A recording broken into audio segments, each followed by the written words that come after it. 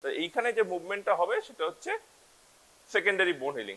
আমরা যদি প্লাস্টার করি তাহলে কি হিলিং হবে, সেটা হচ্ছে সেকেন্ডারি বোন healing. In plaster cast application the healing occurs by secondary bone healing. So now the stages of secondary bone healing, first is hematoma formation. ঠিক আছে, বলেছিলাম hematoma formation, second inflammation, then বল তোরা বল hematoma inflammation, তারপর কি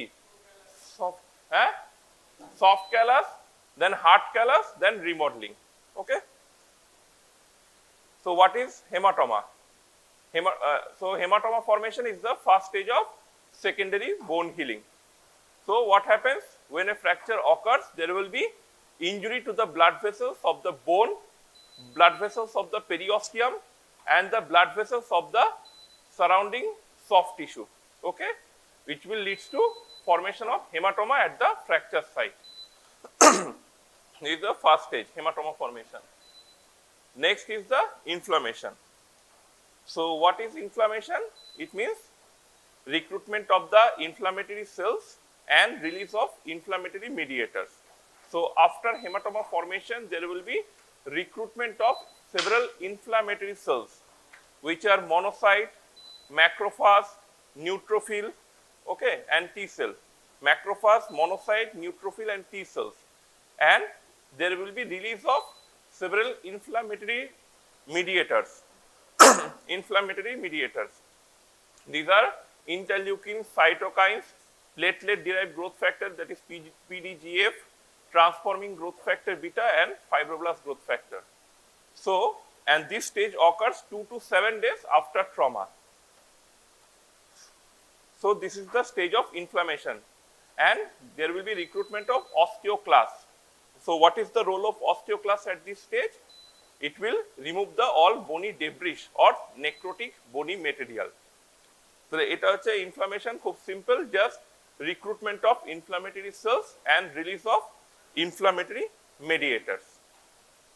So next to the inflammatory stage, that is soft callus formation. আচ্ছা, soft callus formation, the most important cell which recruited at the time of soft callus formation is the mesenchymal stem cell. MSC, mesenchymal stem cell. So from where this mesenchymal stem cell derives? It derives from the medullary cavity of bone, that is the bone marrow. The most common source of this mesenchymal stem cell is the bone marrow and the soft tissue which surrounding the fracture.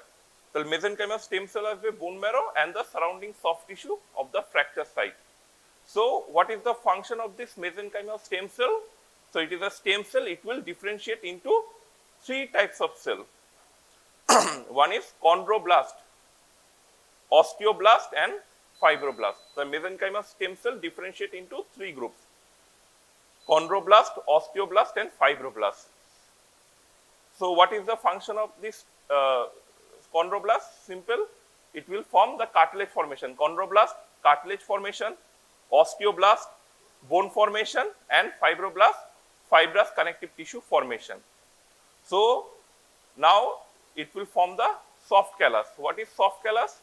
It is the composition of bony material, cartilaginous material, fibrous connective tissue, and the woven bone. The চারটে জিনিস: bony material, cartilaginous material, fibrous connective tissue, and the woven bone. And now what is woven bone? So this is a bone which is formed at the type of callus formation. Okay. So it is a bone which forms at the time of callus formation, and here the collagen fiber. Bone কোন collagen থাকে? Type 1 না type 2? Type 1 collagen. Bone হচ্ছে type 1 collagen. And here the collagen fibers are not, here the collagen fibers are haphazardly arranged. They are not arranged in a proper manner. So here the collagen fiber are haphazardly arranged, and there is no lamina and there is no medullary canal. So in woven bone, it is the newly formed bone at the time of soft callus, and here the collagen fibers are not arranged. Collagen fibers arranged in haphazard formation, haphazardly arranged, and there is no medullary canal, no lamina at the woven bone. So along these 3, this main bony material, cartilaginous material, and this connective fibrous tissue and woven bone together forms soft callus formation. So when the soft callus forms, it will bridges the fracture. It will bridges the fracture, and there will be no movement at the fracture site. So from this point, after soft callus formation, it will bridges the fracture, and there is no movement at the fracture site, and now the fracture is stable. So what is the duration of this soft callus formation? It is about 2 to 4 weeks after the fracture or after the trauma. Duration is 2 to 4 weeks after trauma. Achha, next is the hard callus formation. Hard callus formation, soft callus থেকে hard callus হবে. Okay, soft callus ultimately it will be mineralized. It will be densely mineralized. There will be deposition of calcium phosphate, calcium hydroxyapatite. So after mineralization, the soft callus forms the hard callus. Okay, and this ossification is known as endochondral ossification. It occurs within the cartilage.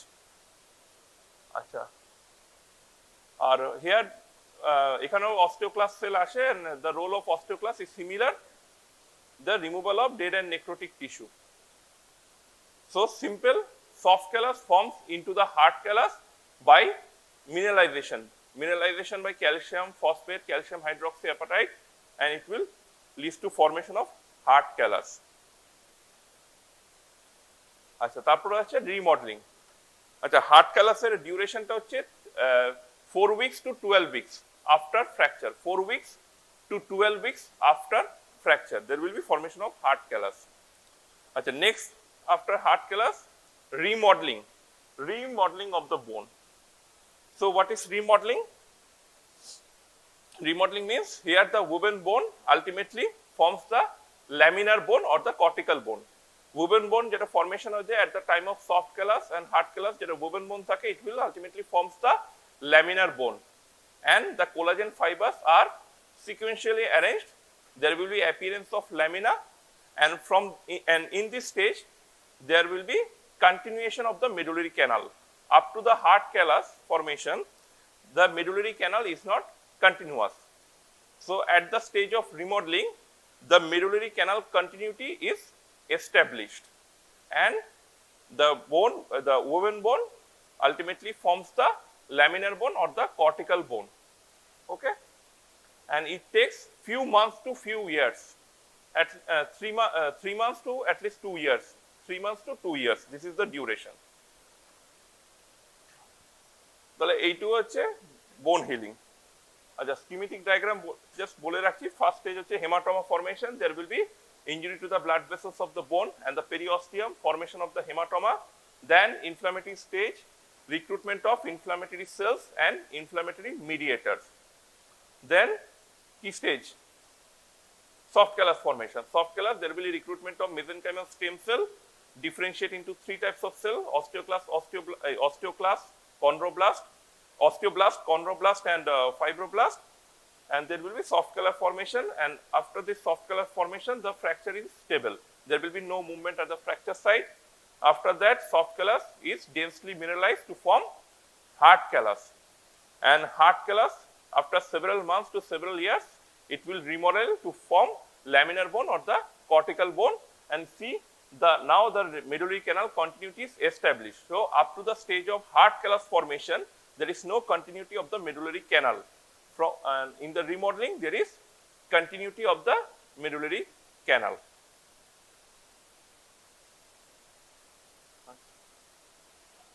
Now the complication of fracture.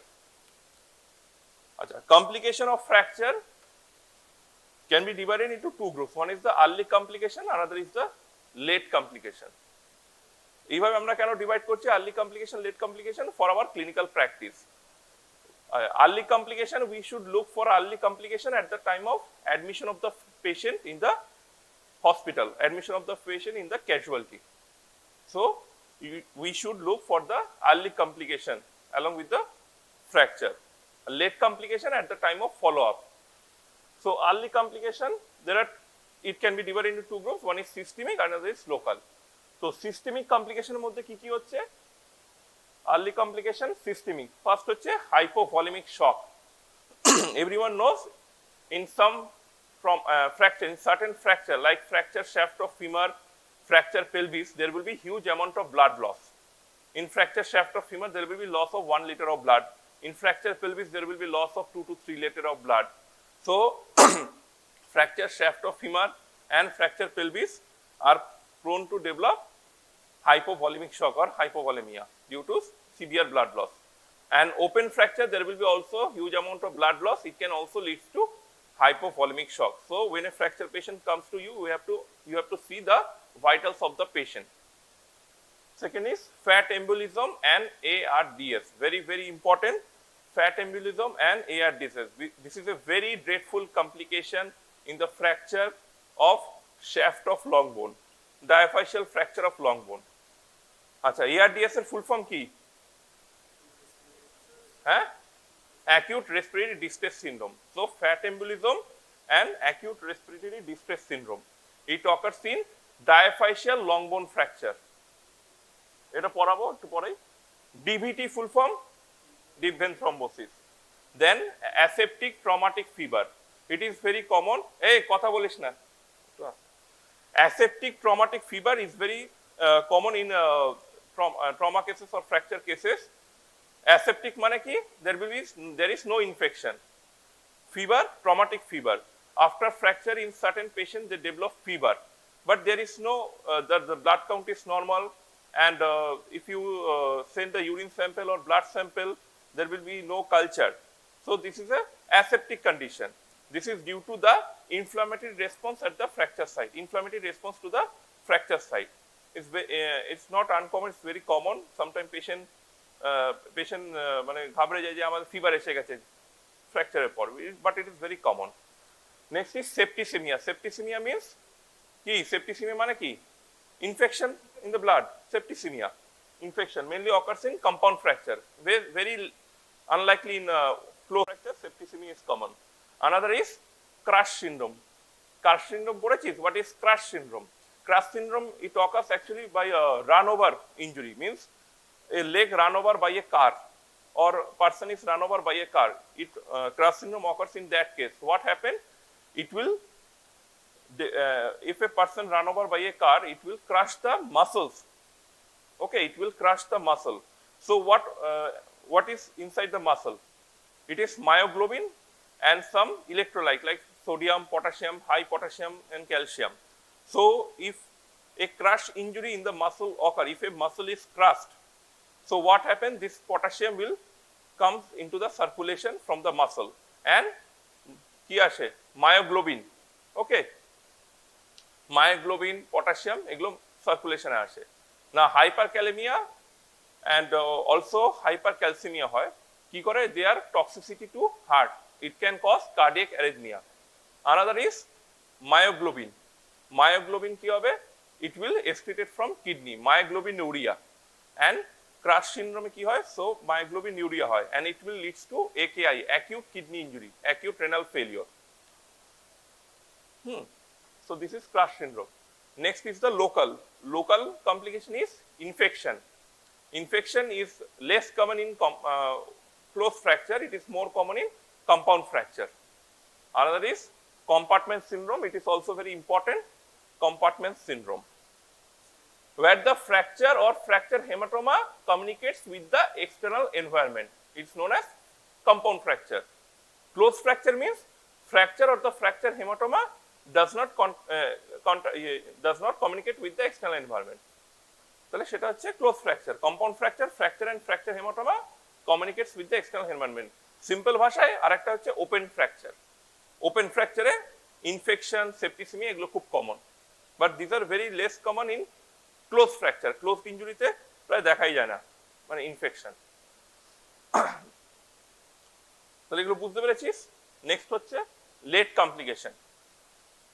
So early complication যখন patient admission হবে, এগুলো কিন্তু খুব মাথায় রাখতে হবে early complication গুলো. কারণ হচ্ছে আমাকে শুধু ফ্র্যাকচার ট্রিট করলে হবে না, আমাকে এই কমপ্লিকেশন গুলো ট্রিট করতে হবে.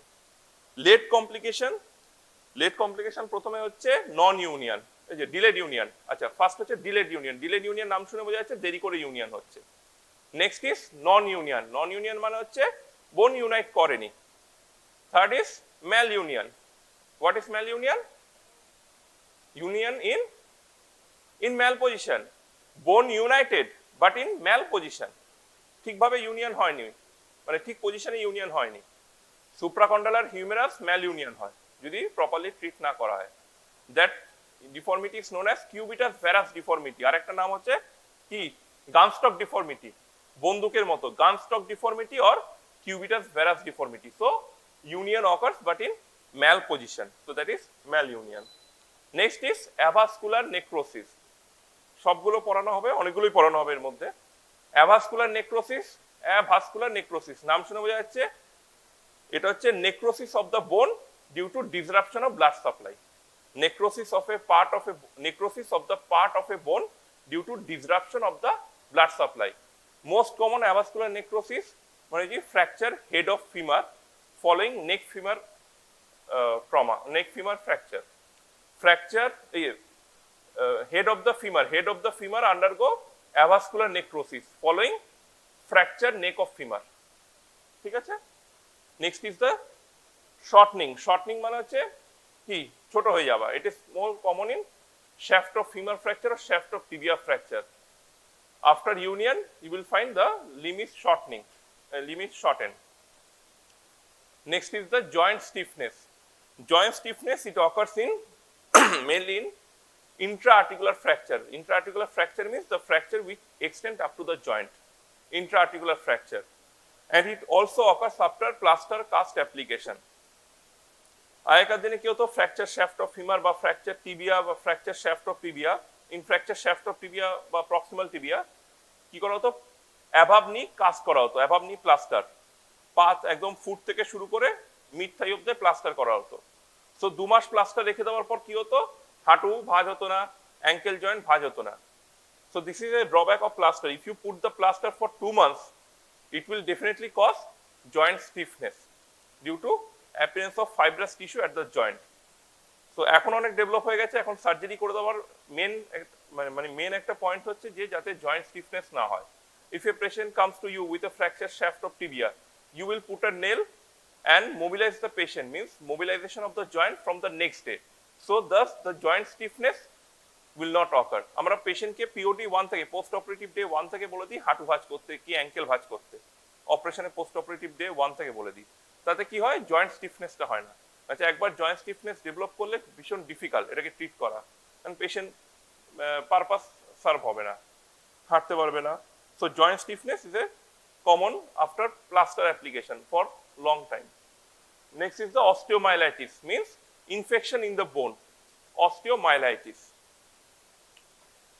আচ্ছা, ভোলসম্যান ইস্টেমিক কন্ট্রাকচার, এটা পড়ানো হবে। Volkmann ischemic contracture, it is the contracture of the muscle after trauma. Okay, it's a contracture of the muscle and is very very important short note in your undergraduate. Every alternate year এটা আসে Boltzmann ischemic contracture. It is a sequence of compartment syndrome. Compartment syndrome টা ভালো করে বুঝলে এটা বোঝা যাবে। Boltzmann ischemic contracture. আর এটা যে myositis ossificans. Oh, what is myositis ossificans? Myo মানে কি, muscle, ossificans mean calcium bone formation. So myositis ossificans mean bone formation within the muscles and soft tissue. Okay, it mostly occurs in elbow following a elbow fracture, myositis ossificans. ঠিক আছে, আর একটা হচ্ছে osteoarthritis. Osteoarthritis means inflammation of the joint, but কি বলবো, এটা osteoarthritis হচ্ছে মানে inflammation, but it is not মানে নট ইনফেক্টিভ ইনফ্লামেশন। ইনফেক্টিভ ইনফ্লামেশনকে বলা হয় সেপটিক আর্থ্রাইটিস, এটা হচ্ছে অস্টিওআর্থ্রাইটিস। আরো ভালো ভাষায় বললে হচ্ছে পোস্ট ট্রমাটিক সেকেন্ডারি অস্টিওআর্থ্রাইটিস। ঠিক আছে, post traumatic secondary osteoarthritis. It also occurs after intra-articular fracture, means the fracture which extend up to the joint. So যখন একটা ইন্ট্রা-আর্টিকুলার ফ্র্যাকচার আসবে, যে ফ্র্যাকচারটা জয়েন্ট অবধি এক্সটেন্ড করছে, সেটাকে খুব ভালোভাবে রিডিউস করতে হয়। The joint articular margins, the cartilage খুব ভালোভাবে রিডিউস করতে হয়, নাহলে কি হয়, এই যে পোস্ট অপারেটিভ এই পোস্ট ট্রমাটিক সেকেন্ডারি অস্টিওআর্থ্রাইটিস হতে পারে। প্রত্যেকটা বুঝতে পেরেছিস মানে? ঠিক আছে। আচ্ছা, এবার যেটা পড়াবো সেটা হচ্ছে অ্যাকিউট কমপ্লিকেশন। দুটো পড়াবো, খুব important. It is a early complication and it is a systemic complication. আচ্ছা, most dreadful complication, most dreadful কি বলবো, systemic complication after fracture is fat embolism. This is the most dreadful systemic complication after fracture, and patient may die in this condition. The mortality is very high. That is fat embolism. So what is fat embolism?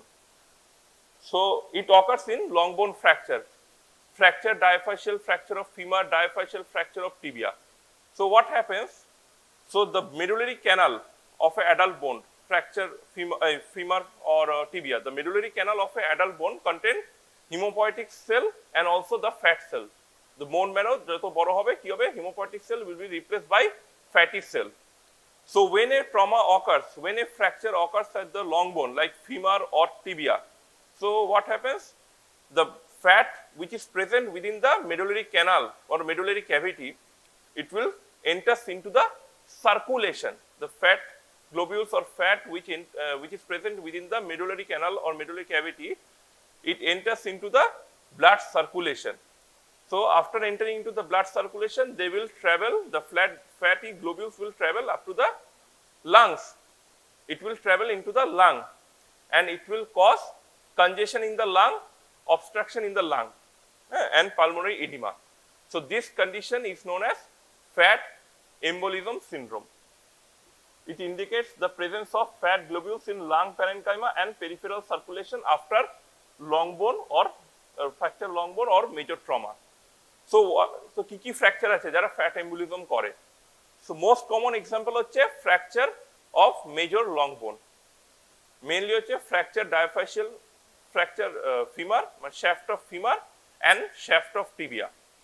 আর কি fracture আছে? এছাড়া হতে পারে chest injury, abdominal injury আর pelvis fracture, but less common. Chest injury, abdominal injury and pelvis fracture. Long bone fracture হিউমেরাসও হতে পারে, but long বোন যত ছোট হবে তত হচ্ছে ফ্যাট এম্বুলিজম হওয়ার চান্স কম।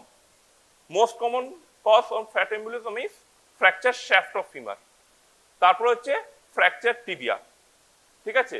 আবার হচ্ছে একটা পেশেন্টের ইউনিল্যাটারাল ফ্র্যাকচার ফিমার হয়েছে, আর একটা পেশেন্টের বাইল্যাটারাল ফিমার ফ্র্যাকচার হয়েছে। So the patient with a bilateral femur fracture are more prone to develop fat embolism. যত বড় বোন হবে, লং বোন হবে, তত তার চান্স বেশি ফ্যাট এম্বুলিজম হবার। আবার ইউনিল্যাটারাল ফ্র্যাকচারের বদলে যদি বাইল্যাটারাল ফ্র্যাকচার হয়, তাহলে বাইল্যাটারাল ফ্র্যাকচারে ফ্যাট এম্বুলিজম হওয়ার চান্স অনেক বেশি, ঠিক আছে। It depends upon the amount of trauma. আচ্ছা, টাইম পিরিয়ডটা মনে রাখবি, it is very important. That is 24 hour to 72 hours, 24 ঘন্টা থেকে 72 ঘন্টা। Most common time period fat embolism development is 24 hours to 72 hours. আচ্ছা, এটা বলে দিলাম। And it is a devastating clinical deterioration in within hours. আর এটা যে মাল্টিপল ইনজুরি, পলিট্রমা পেশেন্টদেরও ফ্যাট এম্বুলিজম হতে পারে। আচ্ছা, there are several non-traumatic cause of fat embolism. Non-traumatic cause কি আছে বেশি মনে রাখার দরকার নেই, যদি ধরে কিছু মনে রাখবি। একটা হচ্ছে অস্টিওমাইলাইটিস। অর্থোপেডিক পারপাসে আমরা তিনটে আছে আমাদের, যেটা হচ্ছে অস্টিওমাইলাইটিস। অস্টিওমাইলাইটিস হতে পারে, একটা হচ্ছে bone marrow harvesting and bone marrow transplantation. Any work related to the bone marrow can leads to fat embolism. Bone marrow harvesting and bone marrow transplantation. আর এটা হচ্ছে bone tumorolysis, lysis of a bone tumour. This can cause fat embolism. আরো কিছু cause আছে like pancreatitis, alcoholic liver disease, they can also cause fat embolism. Acha, so what is the clinical features of fat embolism? So the diagnosis of fat embolism is based upon a criteria which is known as Guard's criteria. Guard's criteria for fat embolism. Guard's criteria. So what is this criteria? There are two components, major criteria and minor criteria. Major criteria মধ্যে হচ্ছে, আচ্ছা, এটা হচ্ছে acute respiratory distress syndrome. তাহলে কি হবে? একটা respiratory distress because the fat globules enters within the lung parenchyma. The lung pulmonary lung capillary vessels. So it will cause respiratory distress.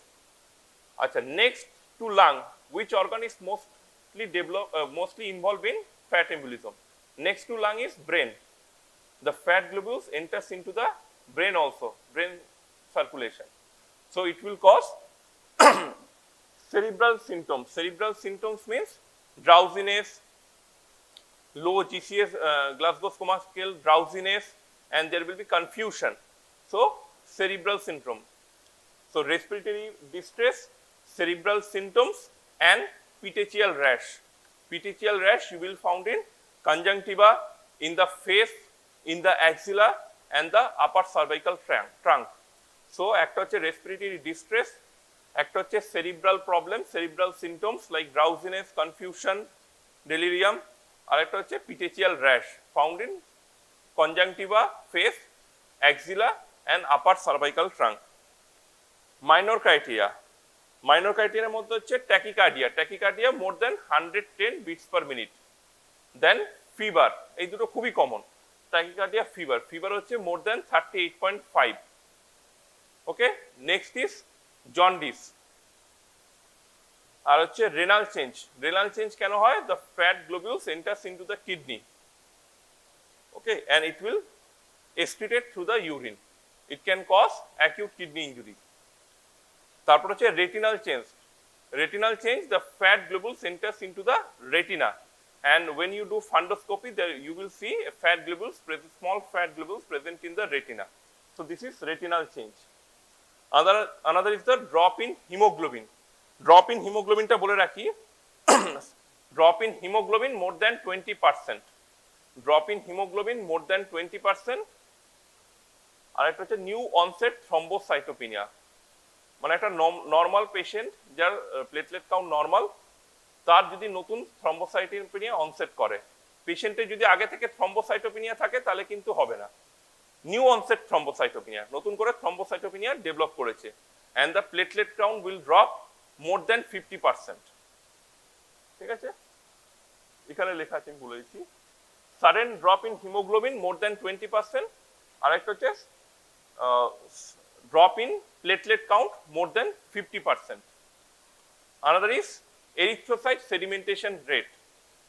ESR will be high, it is more than 71 millimeter. আর হচ্ছে fat macroglobulinemia. Fat macroglobulinemia. So this is the minor criteria. So how will you diagnose a fat embolism syndrome? Two major criteria, at least two major criteria, or one major plus 4 minor criteria will diagnose the fat embolism. Two major criteria or one major, 4 minor criteria. So what are the laboratory investigation for fat embolism? Eta hoche arterial blood gas analysis, ABG, urine and sputum examination, hematological test, complete hemogram to see RBC count, platelet and ESR, and biochemical test. আচ্ছা, imaging খুব important. এটা imaging হচ্ছে chest x-ray. Fat এম্বলিজমে আমরা chest x-ray করি, যে অ্যাপিয়ারেন্সটা পাই সেটা হচ্ছে স্নোস্টর্ম অ্যাপিয়ারেন্স। এটা এমসিকিউ আসে, what is the chest x-ray for a fat embolism syndrome? It is snowstorm appearance, tushar jhor, snowstorm appearance. What happens? There will be multiple radiopaque foculent shadow, multiple radiopaque shadow in the lung field. It occurs due to pulmonary edema and complicated by infection. So multiple foculent shadow or multiple radiopaque shadow due to pulmonary edema and infection. It is a snowstorm appearance in chest X-ray. Achha. Treatment. What is the treatment of fat embolism? So we all know that fat embolism is a dreadful complication. So treatment will be very prompt. So the main treatment or main prophylaxis of the fat embolism is early fixation of fracture. Early internal fixation of fracture is the mainstay treatment or mainstay prophylactic treatment of fat embolism. Actually fat embolism develop করে কখন 24 hour to 72 hours after trauma. So একটা patient যদি আসে ক্যাজুয়ালিটিতে with a fracture shaft of femur 6 ঘন্টার মধ্যে ধরো পেশেন্টটা ক্যাজুয়ালিটিতে এলো, so if you fix the fracture within 24 hours after trauma, so there will be very less chance of fat embolism because you have fixed the fracture within 24 hours, and after fixation of the fracture, now the fracture ends are stable, there is no movement at the fracture site, so the fat globules which is present within the medullary cavity, it cannot come into the circulation. আমি যদি 24 ঘন্টার মধ্যে একটা femur fracture fix করে দিই, shaft of femur fracture fix করে দিলাম বা একটা shaft of tibia fracture fix করে দিলাম, তাহলে কি হবে, ফ্যাট গ্লোবুলস গুলো আর মেডুলারি ক্যাভিটি থেকে সার্কুলেশনে আসতে পারবে না, fracture site is stable, so it will drastically reduce the chance of fat embolism. And once the fracture is fixed, though the fat embolism develop, it is not dreadful, you can manage the complication easily. কারণ যে ফ্র্যাকচারকে যতক্ষণ না আমি fix করব fat embolism কিন্তু বন্ধ হবে না, ফ্যাট এম্বলিজম হতে থাকবে। So fracture fixation, early fixation of fracture is the best prophylactic treatment of fat embolism. Ideally you should fix the fracture within 24 hours. আচ্ছা, নেক্সট কি আমাদের হচ্ছে রেসপিরেটরি প্রবলেম করছে, acute respiratory distress syndrome, respiratory distress. So oxygen therapy, oxygen দেওয়া হয় কিভাবে, high flow oxygen by normal oxygen mask, or you can put the patient in mechanical ventilator. High flow oxygen by normal oxygen mask, or you can put the patient in mechanical ventilator. What is the purpose? To prevent the hypoxia, to maintain the normal oxygen tension in the arterial blood. এখানে কি হয়, oxygen টেনশনটা কমে যায় in the arterial blood. Drop in SpO2, partial saturation of oxygen. ঠিক আছে, so you have to put the patient in high flow oxygen or put the patient in mechanical ventilator in PEP mode, PEEP, একটা ভেন্টিলেটরে PEP মোডে করা হয়। PEP হচ্ছে না জানলেও চলবে, positive end expiratory pressure, PEP mode ভেন্টিলেটরে ইউজ করা হয়। আচ্ছা, নেক্সট হচ্ছে this is for prophylactic, that is steroid treatment, steroid, intravenous steroid for the prophylaxis of fat embolism. So what is the function of steroid? It will reduce the inflammation at the lung. It will help to reduce the inflammation of the lung, and it will reduce the pulmonary edema or pulmonary congestion. Okay, main প্রবলেমটা কি fat এম্বলিজমে, flat globules গুলো লাংয়ে আসে, so it will lead to congestion of the lung, pulmonary oedema, there will be ventilation perfusion mismatch. So if you give a high dose intravenous steroid, the inflammation will be less and there will be less ventilation perfusion mismatch. But once the fat embolism develop, there is no role of steroid. Fat embolism develop করে গেলে কিন্তু আর steroid দেওয়া যাবে না। Steroid only for prophylactic treatment of fat embolism, to prevent the development of fat embolism, not for the treatment.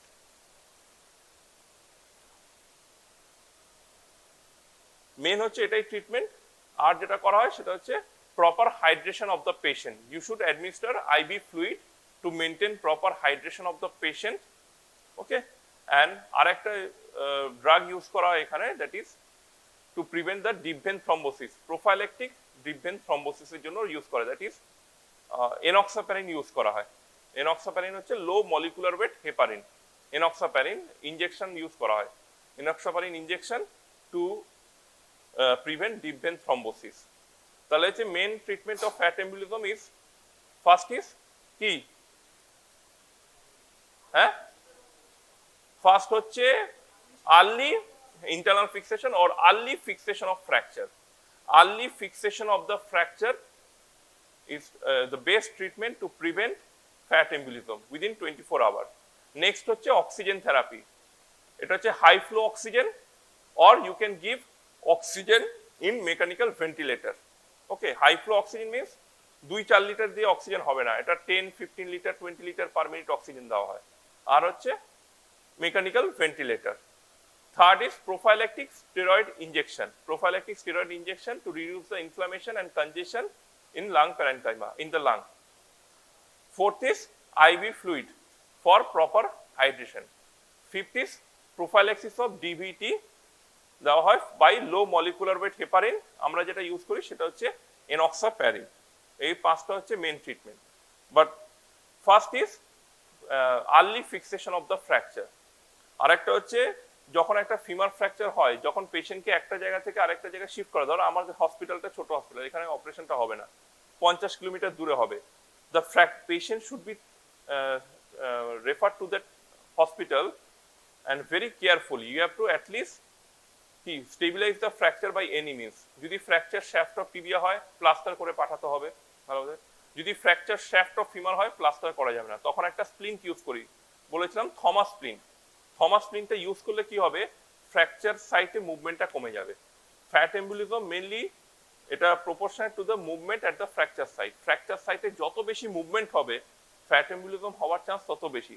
তাই যখন একটা fracture shaft of femur পেশেন্টকে ছোট হসপিটাল থেকে বড় হসপিটালে রেফার করা হয়, অ্যাটলিস্ট ইউজ আ Thomas splint. Thomas splint use করলে কি হবে, ফ্র্যাকচার সাইটে মুভমেন্টটা একটু কমে যাবে, তাহলে হচ্ছে ফ্যাট এম্বুলিজম হওয়ার চান্স কম। তাহলে also the transport of the patient, how will you send the patient to the higher centre, it is also very important. যদি তুমি ইয়ে না করে, মানে হচ্ছে ফ্র্যাকচারটাকে স্টেবল না করে হায়ার সেন্টারে রেফার করা হয়, তাহলে রাস্তাতে কিন্তু ফ্যাট এম্বুলিজম হতে পারে, because it directly proportional to the amount of movement at the fracture site. আর ফ্যাট এম্বুলিজম ডেভেলপ করলে ভেরি ডিফিকাল্ট ট্রিট করা, কারণ হচ্ছে once the fat embolism develop কি হবে, অক্সিজেন স্যাচুরেশন কমে যাবে, পেশেন্টের হিমোগ্লোবিন কমবে, থ্রম্বোসাইটোপেনিয়া হবে, পেশেন্টের ফিভার থাকবে। এই সময় পেশেন্টকে অপারেট করা ভেরি ডিফিকাল্ট, পেশেন্টকে উঠিতে তোলা ভেরি ডিফিকাল্ট। আর যদি আমি পেশেন্টকে ফিক্সেশন নাও করি, যদি ফ্র্যাকচারটাকে ফিক্সেশন নাও করা হয়, তাহলে কি হবে, পেশেন্টের ফ্যাট এম্বুলিজম হতেই থাকবে যত অক্সিজেন দিই না কেন। সেই জন্য early fixation is very important. Early fixation করলে অ্যাটলিস্ট 5 টাইমস ফ্যাট এম্বুলিজম হওয়ার সম্ভাবনা কমে যায়। আর যদিও বা ফ্যাট এম্বুলিজম হয়, I can easily treat the condition. ঠিক আছে, ফ্যাট এম্বুলিজম এইটুকুই জানতে হবে। আচ্ছা, নেক্সট হচ্ছে আরেকটা হচ্ছে, এবার হচ্ছে local complication. Early local complication of fracture very very important is the compartment syndrome. Early local complication of fracture, compartment syndrome. আচ্ছা, হোয়াট ইজ কম্পার্টমেন্ট? কম্পার্টমেন্ট কি? Compartments of the leg. Anatomy পড়েছিলিস তো? আচ্ছা, কি কম্পার্টমেন্ট কি? আচ্ছা বলেছি, compartment হচ্ছে একটা লেগকে যদি আমি ক্রস সেকশন করি তাহলে এরকম জিনিসটা দেখবো, টিবিয়া আছে, ফিবুলা আছে, ঠিক আছে। Compartment basically this are the কি বলবো, enclose osseofascial pockets of the leg, যেখানে হচ্ছে যেমন হচ্ছে এইটা টিবিয়া, এটা ফিবুলা, এখানে কি থাকে মাঝখানে একটা স্ট্রাকচার থাকে, ইন্টারোশিয়াস মেমব্রেন, ঠিক আছে। দেখ বলে কি, টিবিয়ার ফিবুলার মাঝখানে কি থাকে, ইন্টারোশিয়াস মেমব্রেন। ফিবুলা থেকে দুটো ফাসা যায়, একটা হচ্ছে অ্যান্টিরিয়রলি, এটা হচ্ছে ফিবুলার, এটা হচ্ছে টিবিয়া। ফিবুলা থেকে একটা অ্যান্টিরিয়রলি যাচ্ছে একটা ফাসা, ল্যাটারালি একটা ফাসা যাচ্ছে, এটা হচ্ছে interosseous membrane between tibia and fibula. আর এটা হচ্ছে আরেকটা ফাসা, ঠিক আছে। কম্পার্টমেন্ট হচ্ছে এই যে ফাসা আর বোনের মাঝখানে যে এরিয়াটা, এটা হচ্ছে একটা কম্পার্টমেন্ট। এই যে ইন্টারোশিয়াস মেমব্রেন, ফিবুলা, টিবিয়া, ফাসা, এই একটা হচ্ছে compartment. So this is the compartment, ঠিক আছে। তো what is compartment syndrome? Compartment syndrome is an, মনে রাখবি, compartment syndrome is an elevation of interstitial pressure, এটা বলতে হবে। Compartment syndrome is an elevation of interstitial pressure in a closed osseofacial compartment. It is an increase in or elevation of the interstitial pressure of a closed osseofacial compartment. So what is the normal interstitial pressure of a compartment is 5 to 15 millimeter of mercury. That's it, elevation of interstitial pressure in a compartment. আচ্ছা, compartment syndrome, in which fracture the compartment syndrome is common? It is the proximal tibia fracture. Proximal tibia fracture is most prone to develop compartment syndrome, and it leads to compartment syndrome of leg. Compartment syndrome of leg. আর কোন কোন ফ্র্যাকচারে compartment syndrome হতে পারে? একটা হচ্ছে সুপ্রাকন্ডালার হিউমেরাসে হতে পারে বা intercondylar humerus, but this are less common.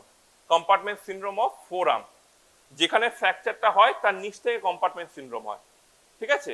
তার নিচ থেকে হবে, তার উপরে কম্পার্টমেন্ট সিনড্রোম হবে না। যেমন proximal tibia fracture, it will lead to compartment syndrome of leg. This is the most common. Next হচ্ছে fracture supracondylar humerus, it will lead compartment syndrome of the ফোরআর্ম।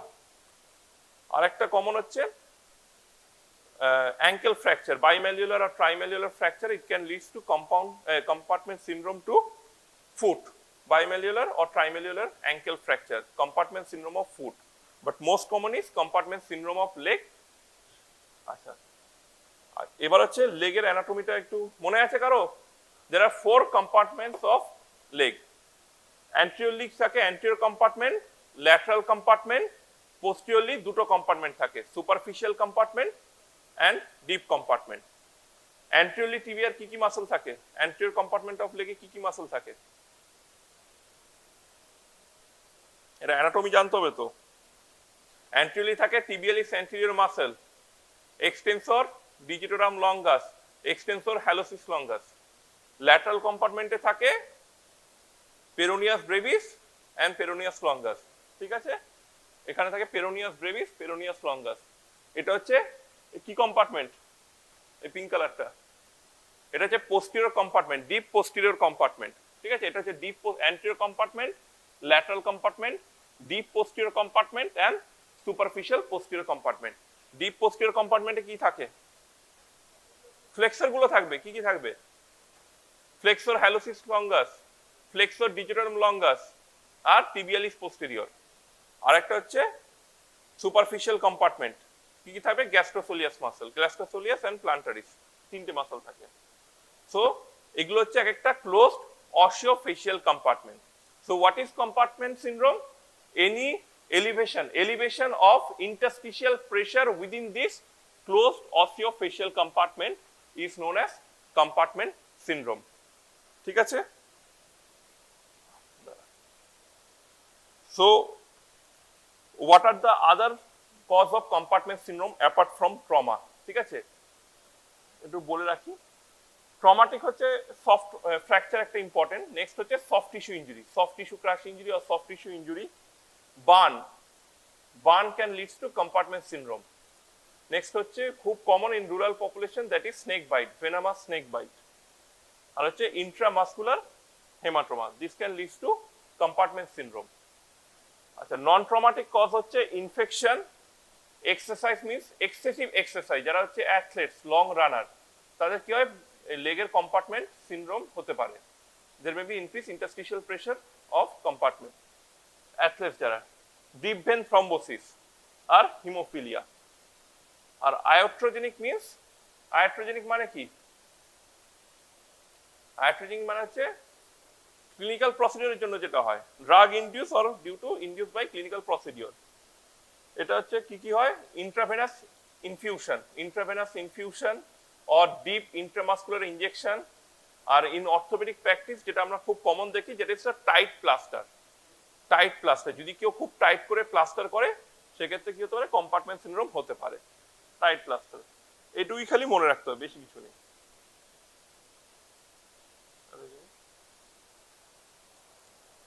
আচ্ছা, প্যাথোফিজিওলজিটা একটু বলে রাখি। What is the pathophysiology of compartment syndrome? খুব simple করে বললে, এটাই আমি পেয়েছি চারটা তোদের জন্য সিম্পল ওয়েতে। Fracture associated with soft tissue injury, any fracture is associated with soft tissue injury. Okay, soft tissue injury আগে হবে, তারপর কিন্তু ফ্র্যাকচার হয়। কি হয়? Any fracture associated with soft tissue injury leads to কি? Swelling of that area or swelling of that compartment. Okay, so there will be raise of compartment pressure and there will be collapse of the microvasculature of the compartment. একটা কম্পার্টমেন্টে fracture হলো, কি হবে? সেখানে একটা local pressure rise করবে due to swelling of the muscle, swelling of the soft tissue, সেখানে একটা local pressure rise করবে। It will compress the microvasculature of that area, ছোট ছোট যে ভেসেলস গুলো আসবে সেগুলোর উপর কম্প্রেস করবে। তার ফলে কি হবে, there will be a stasis of blood and there will be increase tissue pressure. Vessel যদি কম্প্রেস হয়, ছোট ছোট ভেসেল কম্প্রেশন হলে লোকাল টিস্যু প্রেশারটা বাড়বে। There will be increase tissue pressure at that area and the tissue pressure will be more than venous pressure, so it will lead to decrease flow of blood from the tissue to small vessel. There will be a stasis of the blood, so it will lead to tissue hypoxia and edema, and it is a vicious cycle. তাহলে একটা local injury হলে কি হবে, local pressure rise করবে, swelling হবে, soft tissue swelling, local pressure rise করবে, local pressure rise করলে ছোট ছোট যে ভেসেলস আছে তার উপর প্রেশার হবে, সো ছোট ছোট ভাস্কুলেচার সেটা কোলাপস করবে, টিস্যু প্রেশারটা বাড়বে, কারণ যে টিস্যু থেকে ব্লাড ভেসেলসে আসতে পারবে না, টিস্যু প্রেশারটা বাড়বে, এর ফলে কি হবে, hypoxia and oedema. So this is the pathophysiology of compartment syndrome. So what are the signs and symptoms of compartment syndrome? একটা পেশেন্ট যদি আসে প্রক্সিমাল টিবিয়া কম্পার্টমেন্ট সিনড্রোম, কি হবে, দ্য কম্পার্টমেন্ট সিনড্রোম নিয়ে এলে প্রথমে হচ্ছে সাইডটা হচ্ছে প্রচন্ড ফুলে থাকবে, there will be huge swelling at the fracture site or at the involved limb, there will be huge swelling. Number one is the huge swelling. Next is the tense compartment, যে কম্পার্টমেন্ট যে লেগটা থাকবে সেটা প্রচন্ড tense থাকবে। Third is the blister, there may be blister formation. তাহলে একটা হচ্ছে huge swelling of the leg, এই ওইদিকে কথা বলিস না, একটা হচ্ছে huge swelling of the leg, একটা হচ্ছে tensed compartment, the compartment will be tensed and there will be fracture blister, এই তিনটে জিনিস দেখা যায়। নেক্সট হচ্ছে যেটা দিয়ে আমরা ডায়াগনোসিস করি compartment syndrome, it is a clinical diagnosis, এটা কোনো ল্যাবরেটরি ডায়াগনোসিস নেই, very important, that is 5P। একটা প্রক্সিমাল টিবিয়া ফ্র্যাকচার যদি সোয়েলিং অফ দ্য লেগ নিয়ে আসে, you will always examination of this 5P। 5P-টা কি, একটা হচ্ছে পেইন, পেইন মিনস কোনো ফ্র্যাকচারে তো পেইন হবে, তাহলে পেইনটা কেন বলছি, here the pain is out of proportionate to the fracture, pain is out of proportionate to the fracture, fracture যত না হয় তার থেকে পেইনটা অনেক বেশি হয়। Number two is pulselessness, pulselessness means যেহেতু ভাস্কুলেচার একটু কম্প্রোমাইজ হচ্ছে, there will be feeble pulse in the, কোথায় দেখবো যদি লেগে হয়, dorsalis pedis artery and posterior tibial artery. So pulselessness means absence of pulse or feeble pulse at the dorsalis pedis artery and posterior tibial artery.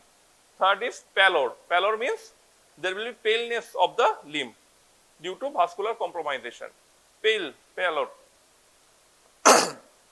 pale or pallor. Third is the paresthesia, paresthesia means কি sensation কমে যাওয়া, প্যারাস্থেসিয়া। So প্যারাস্থেসিয়া আমরা কি করে check করি, সেটা আমরা check করি, বেস্ট টেকনিক হচ্ছে 2 point discrimination। আমরা এখানে যেটা চেক করি সেটা হচ্ছে 2 point discrimination, you can also compare with the other limb, সেভাবে করা যায়, বাট বেস্ট হচ্ছে 2 point discrimination। আর হচ্ছে paralysis means weakness of the muscles of that involve limb.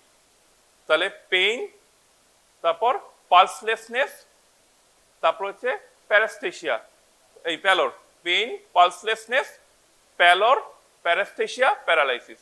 Pain, পালসলেসনেস, pain মানে out of proportional to the fracture, ঠিক আছে, pain, পালসলেসনেস, প্যালর, প্যারাস্থেসিয়া, paralysis, মাঝখানা P, ঠিক আছে। আরেকটা হচ্ছে প্যাসিভ স্ট্রেচ টেস্ট করতে পারি, যেমন হচ্ছে যদি হাতে কম্পার্টমেন্ট ফোরাম কম্পার্টমেন্ট সিনড্রোম হয়, সেক্ষেত্রে কি হচ্ছে আমরা প্যাসিভলি স্ট্রেচ করতে পারি ফিঙ্গার গুলোকে, তাহলে পেন হতে পারে, অথবা পায়ে যদি কম্পার্টমেন্ট সিনড্রোম হয়, we can passively stretch the toes, so it will lead to pain, এটাকে বলা হয় passive stretch test. So this are the diagnostic test used in compartment syndrome. আচ্ছা, আরেকটা ইনস্ট্রুমেন্ট পাওয়া যায়, এটা আমিও কোনোদিন দেখিনি, আমাদের ইন্ডিয়াতে মানে খুবই কম সেন্টারে আছে, যেটা হচ্ছে directly you can measure the pressure of the compartment. So what is the compartment, normal compartment pressure is 5 to 15 millimeter of mercury.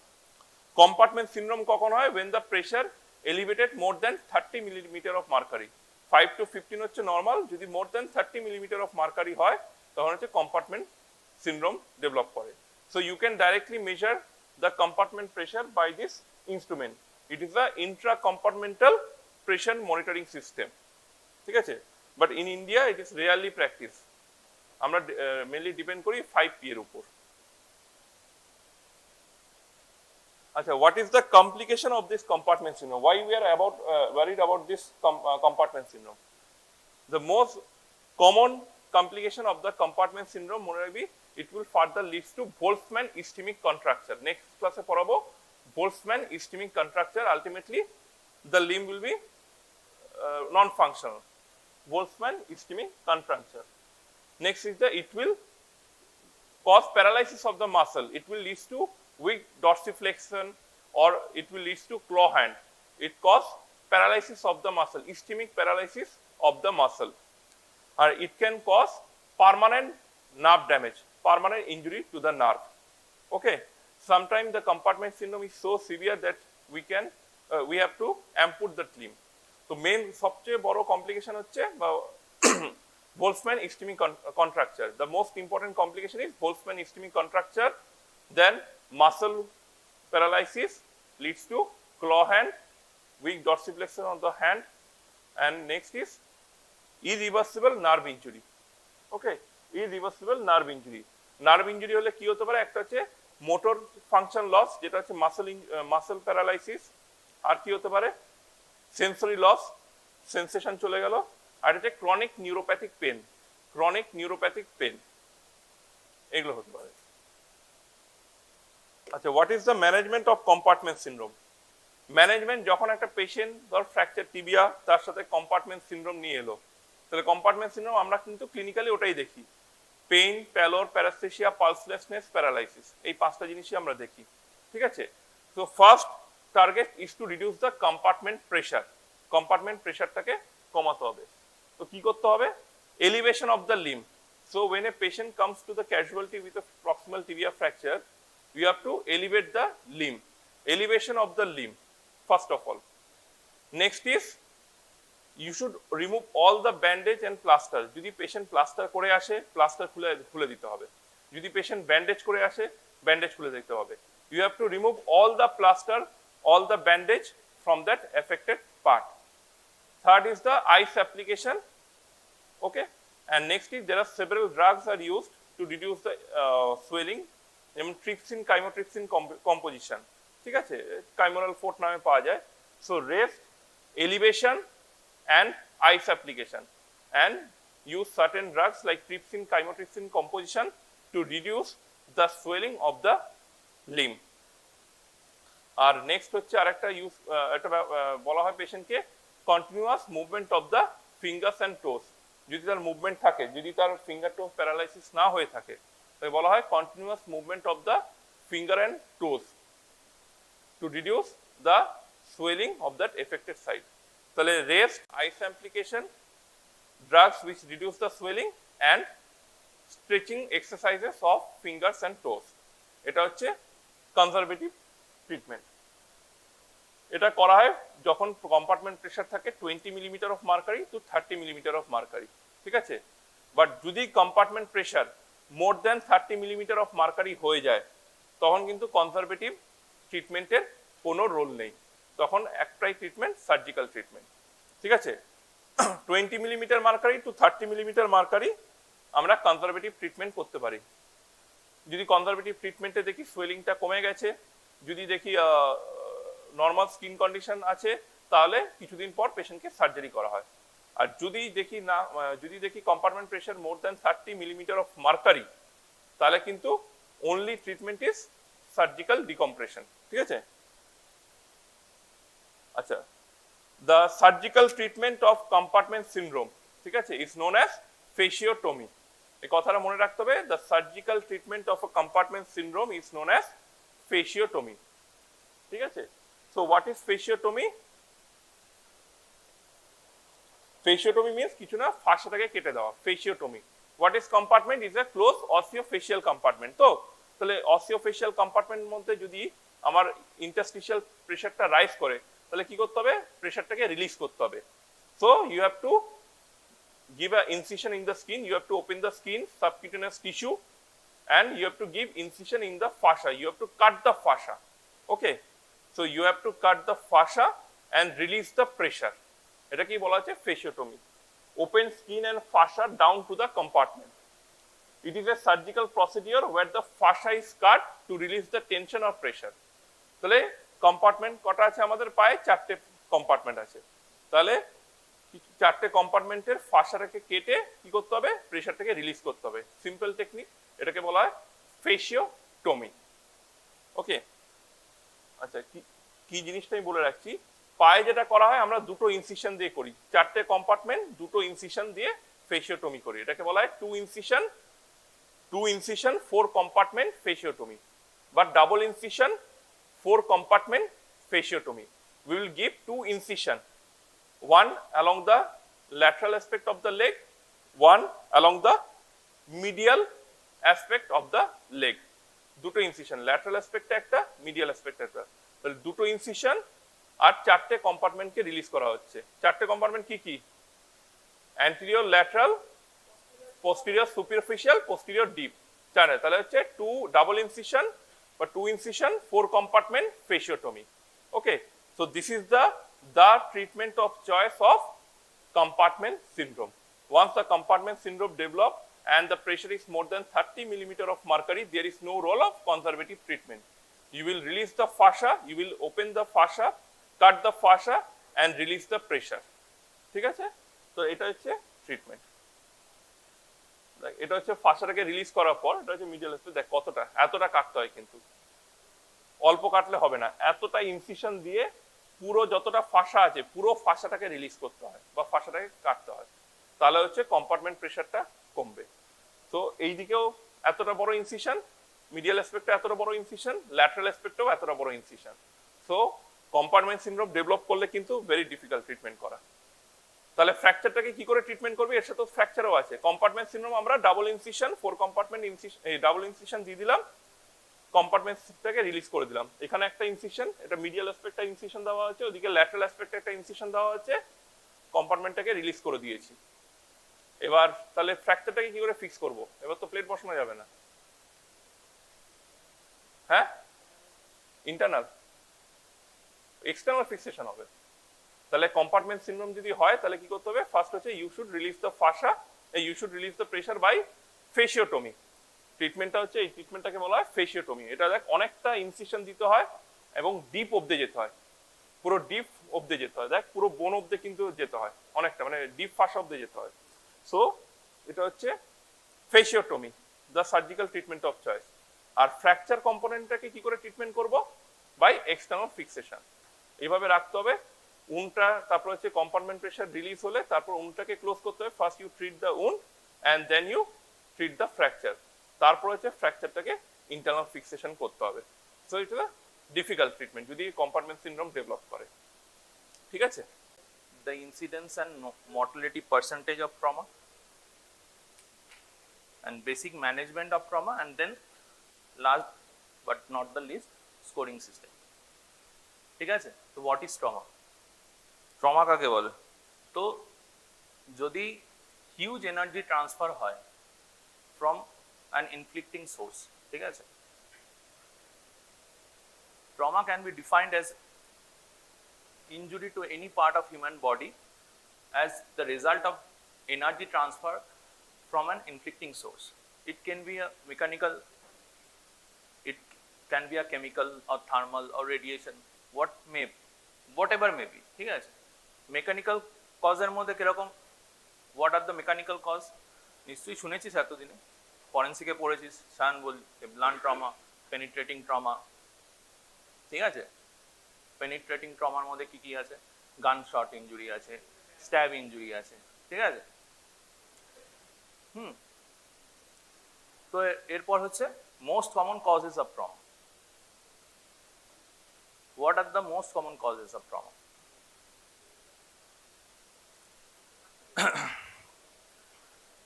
RTA.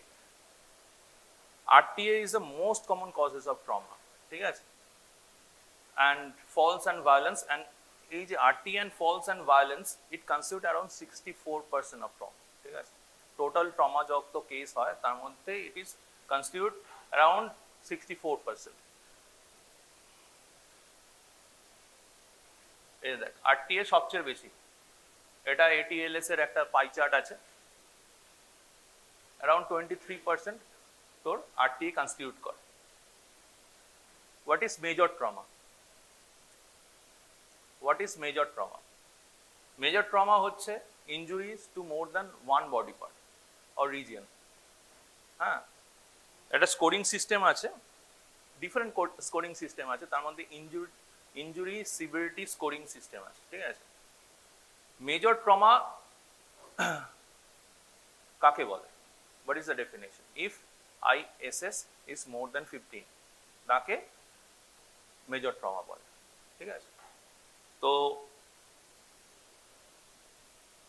Death rates, তো WHO এস্টিমেট করেছে রিসেন্ট ATLS 10th edition,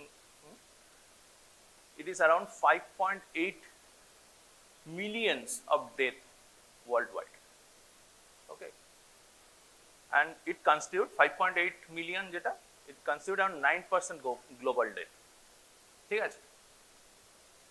তো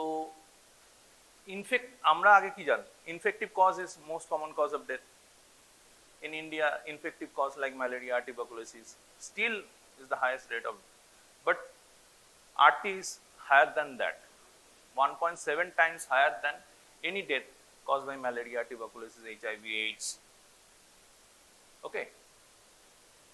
So what are the causes of death? What are the causes of death in trauma? No, shock is not direct cause of death, it leads to death, ঠিক আছে। তো major trauma deaths occur in 3 peaks, এটা খুব important, ঠিক আছে। Immediate deaths, immediate deaths, why? Not only head injury, it's the severe form of head injury, ঠিক আছে। Severe form of head injury কি হয়? ম্যাসিভ হেড ইঞ্জুরি হয়, হ্যাঁ, বা হাই স্পাইনাল কর্ড ইঞ্জুরি হয়, ঠিক আছে। আমাদের রেসপিরেটরি সেন্টার, কার্ডিওভাস্কুলার সেন্টার কোথায় থাকে?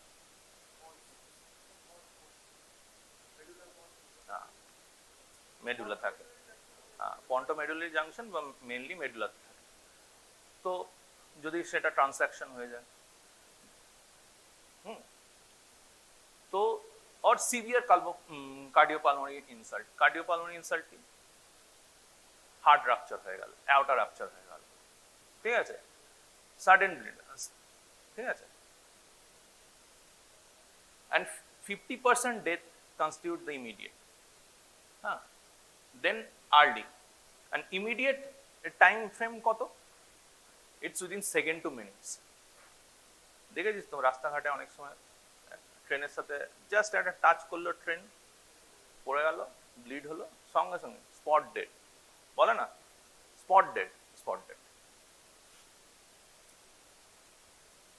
RD হচ্ছে 30%, it is within few hours, minutes to hours, okay. It is due to failure of oxygenation of tissue and airway or breathing circulation problem. শক বললি, কে জানো বললি শক, হ্যাঁ শক বললি, তো failure of oxygenation that lead to shock, failure of oxygenation, shock result in failure of oxygenation, blood supply reduced হয়ে যাচ্ছে, oxygenation nutrition পৌঁছাবে না। ব্রিদিং কি, ব্রিদিং কিসের জন্য ডিফিকাল্টি হতে পারে কেউ বল? হ্যাঁ, মনে কর ফরেন বডি অবস্ট্রাকশন হয়েছে বা নিউমোথোরাক্স হয়েছে, হ্যাঁ, কার্ডিয়াক ট্যাম্পোনেট হয়েছে, হ্যাঁ,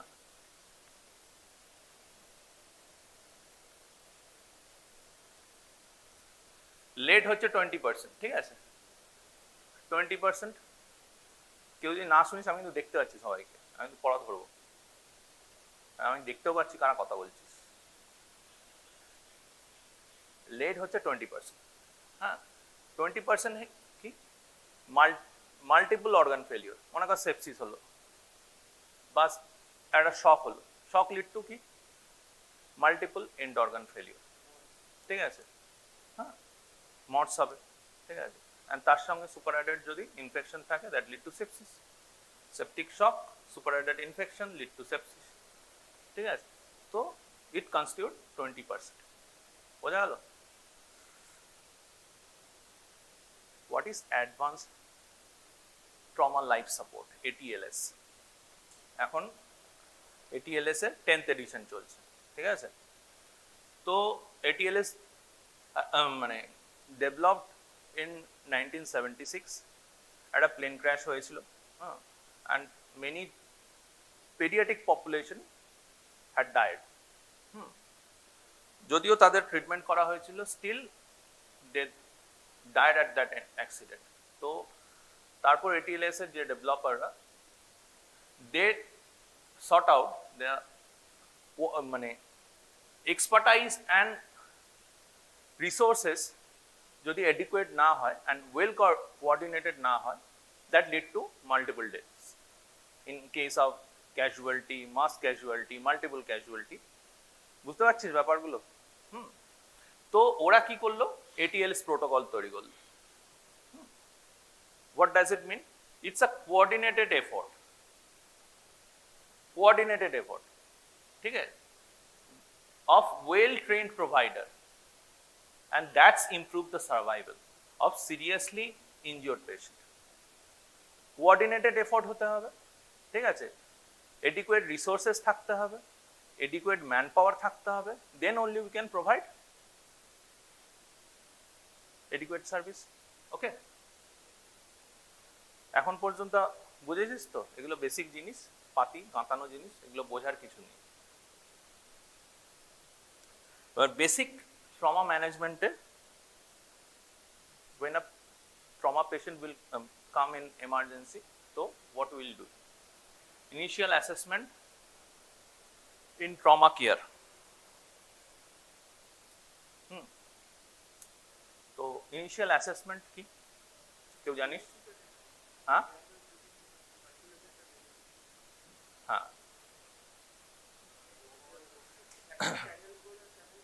actually ATLS has been developed by Western countries. They are resourceful countries, মানে আমাদের মতো রিসোর্স ডেপ্রাইভড কান্ট্রিজ না, ডেভেলপিং কান্ট্রিজ না।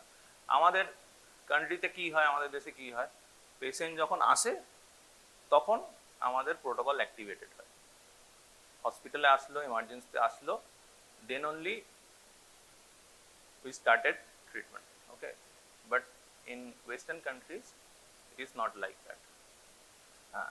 Treatment and service started from the site of trauma, ঠিক আছে। ওখানে প্রি হসপিটাল এজেন্সিস আছে, অ্যান্ড এমার্জেন্সি মেডিসিন বলে একটা আমাদের আমাদের দেশেও চালু হয়েছে, এমডি এমার্জেন্সি মেডিসিন। বাট আমাদের সার্ভিস প্রোভাইড স্টার্ট করি আমরা কি বলে হসপিটাল থেকে। But emergency medicine in USA দমকল দেখেছিস তো, ওদের কাছে দমকলের মতো গাড়ি থাকে, ওরা সাইট মানে ইনসিডেন্ট সাইটে চলে যায় সেই গাড়ি নিয়ে, ঠিক আছে। অ্যান্ড প্রি হসপিটাল এজেন্সিস আছে, তো তারা সাইট অফ ট্রমা থেকে পেশেন্টকে সার্ভিস প্রোভাইড করে, তাতে কি মর্টালিটি অনেক ডিক্রিজড হয়, ঠিক আছে। তো ইনিশিয়াল অ্যাসেসমেন্টের স্টেপস, ফার্স্ট হচ্ছে প্রিপারেশন। What is preparation? যেটা আমি বললাম যে pre hospital set up and hospital set up দুটো different. Pre hospital set up থেকে স্টার্ট করা হয়, দেন ট্রায়াজ। ট্রায়াজ মিনস কি? Sorting the patient according the FSM process, according the severity of injury, যে আমরা সর্ট আউট করলাম, a severe, a mild, a moderate, a dead, then triage out করে দিলে তো আমাদের সেরকম ম্যান পাওয়ার থাকবে, একজন সিভিয়ারকে দেখবে, একজন মাইল্ড মডারেটকে দেখবে, আর ডেড বডি তাদের দরকার হয়। Then we will do primary survey with simultaneous resuscitation. Next হচ্ছে সেকেন্ডারি সার্ভে, হ্যাঁ, and re-evaluation and definite care. ঠিক আছে, তো will start with preparation. What is preparation? বললাম preparation is nothing but in two different clinical setting, pre-hospital in the field and hospital in the hospital. ঠিক আছে, বোঝা গেল? Pre-hospital setup এ কি করি? Coordination with the pre-hospital agencies. Pre-hospital agencies, they notify the nearest hospital to mobilization the trauma team. মানে trauma patient হসপিটালে পৌঁছানোর আগেই doctors and paramedics will wait for the trauma patient. যত ট্রমা ম্যান পাওয়ার আছে emergency ডিপার্টমেন্টে এসে তারা with resources তারা সব কিছু দেখবে যে তাদের মেশিনারিজ, ইনস্ট্রুমেন্টস সব কিছু ঠিক আছে কিনা, এবং they will wait for trauma patient. এরকম নয় যে আসলো তার পেশেন্ট হসপিটালে আসলো তারপর সবাই এসে দেখবে এক এক করে, ওরকম নয়। This is the ideal protocol, যেগুলো আমাদের দেশে ফলোই করা হয়। ঠিক আছে, প্রি হসপিটাল ফোকাস ABCDE যেগুলো আছে এগুলো পরে দেখবি, এগুলো বোঝার কিছু নেই, এগুলো জাস্ট আমি লিখেছি। হসপিটাল ফেসে এখানে এটা আমি পরে বলবো, এই প্রি হসপিটাল ফোকাস এটা পরে বলবো। হসপিটাল ফেজে যে কি কি দেওয়া হবে এগুলো পরে প্রাইমারি সার্ভে থেকে যখন শুরু করব তখন বলবো। এখন পর্যন্ত এনি কোশ্চেন? কেউ কিছু বুঝিসনি? নো কোশ্চেন, ঠিক আছে। চল এবার প্রি হসপিটাল সেট আপ থেকে যখন পেশেন্ট হসপিটাল সেট আপে এলো, we will triage. Triage mean sorting out the patient. ঠিক আছে, ট্রায়াজ প্রথম কি করে করা হয় এবং কেন করা হয়?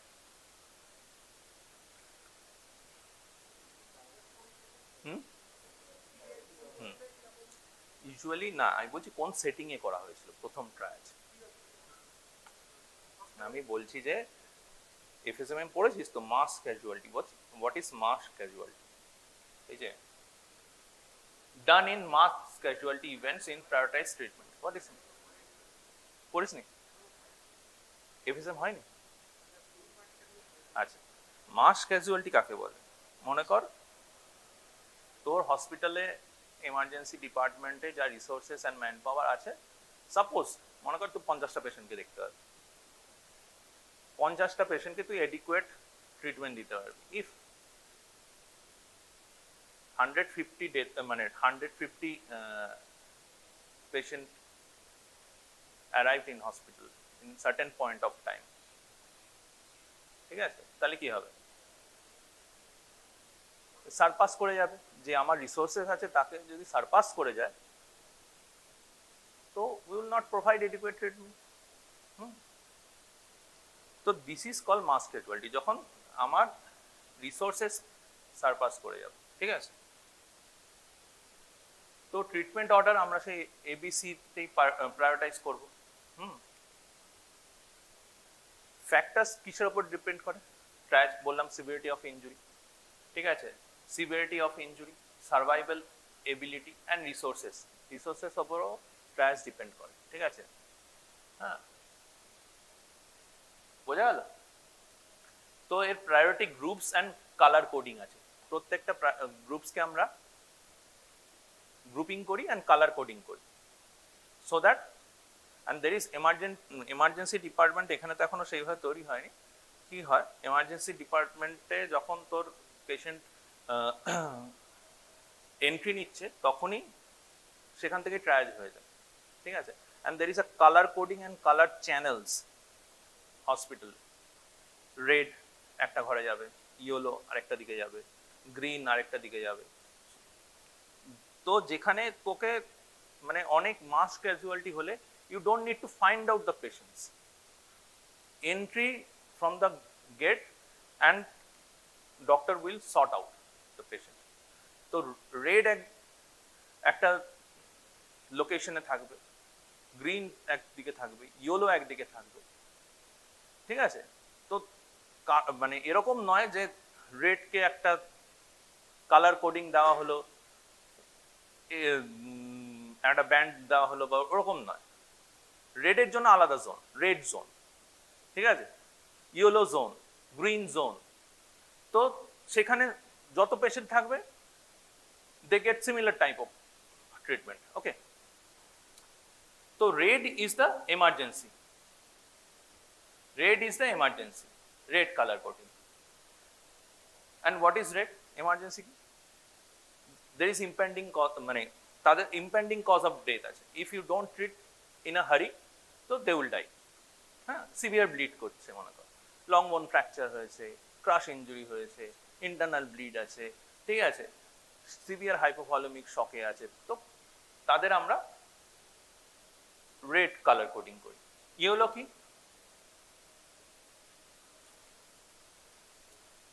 Yellow urgent but immediate treatment দরকার নেই। ওকে, সাডেন ফ্র্যাকচারস হয়েছে, ডেফিনেটলি ট্রিটমেন্ট তাদের দরকার আছে, বাট ইমিডিয়েটলি দরকার নেই। দেন গ্রিন, গ্রিন হচ্ছে তাদের ডিলে ট্রিটমেন্ট দরকার, ambulatory patients, they come for minor bruises, আসে না? হ্যাঁ, মাইনর ব্রুজেস ফার্স্ট এড করিয়ে চলে যায়, অ্যাম্বুলেটরি পেশেন্ট। তো we need not to take immediate action for them. Okay, blue হচ্ছে এক্সপেক্টেন্ট ম্যানেজমেন্ট যাদের দরকার ব্লু। মরিবেন্ট পেশেন্ট ডেফিনিট ম্যানেজমেন্টের কোনো রোলই নেই, বুঝতে পেরেছিস? মনে কর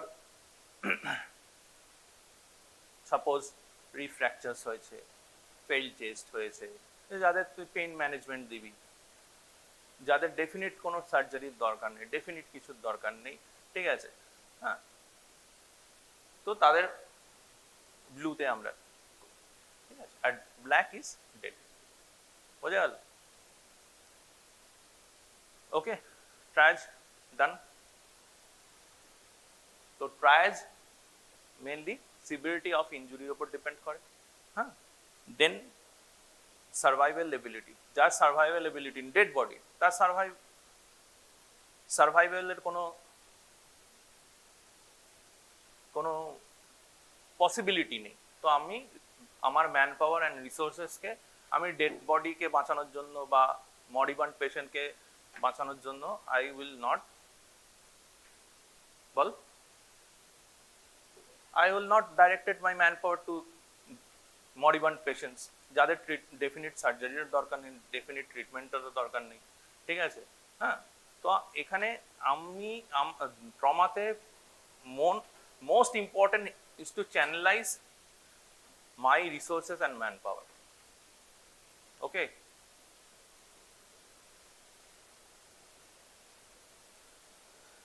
নেক্সট হচ্ছে ট্রায়াজের পর পেশেন্ট ইভালুয়েশন।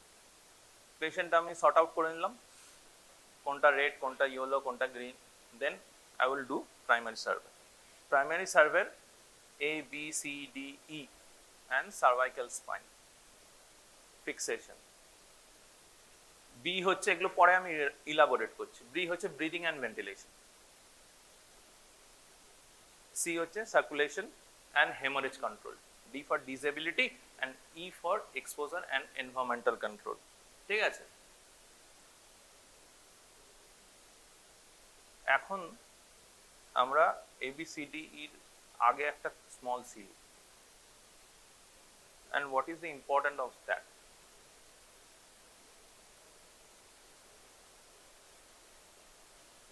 তো বলতে পারবি এই যে what is that, এই যে স্মল c লেখা আছে, কিন্তু কেন? একদম না, ব্লিডিং তো হতেই পারে যে কোনো patient. What is exsanguination?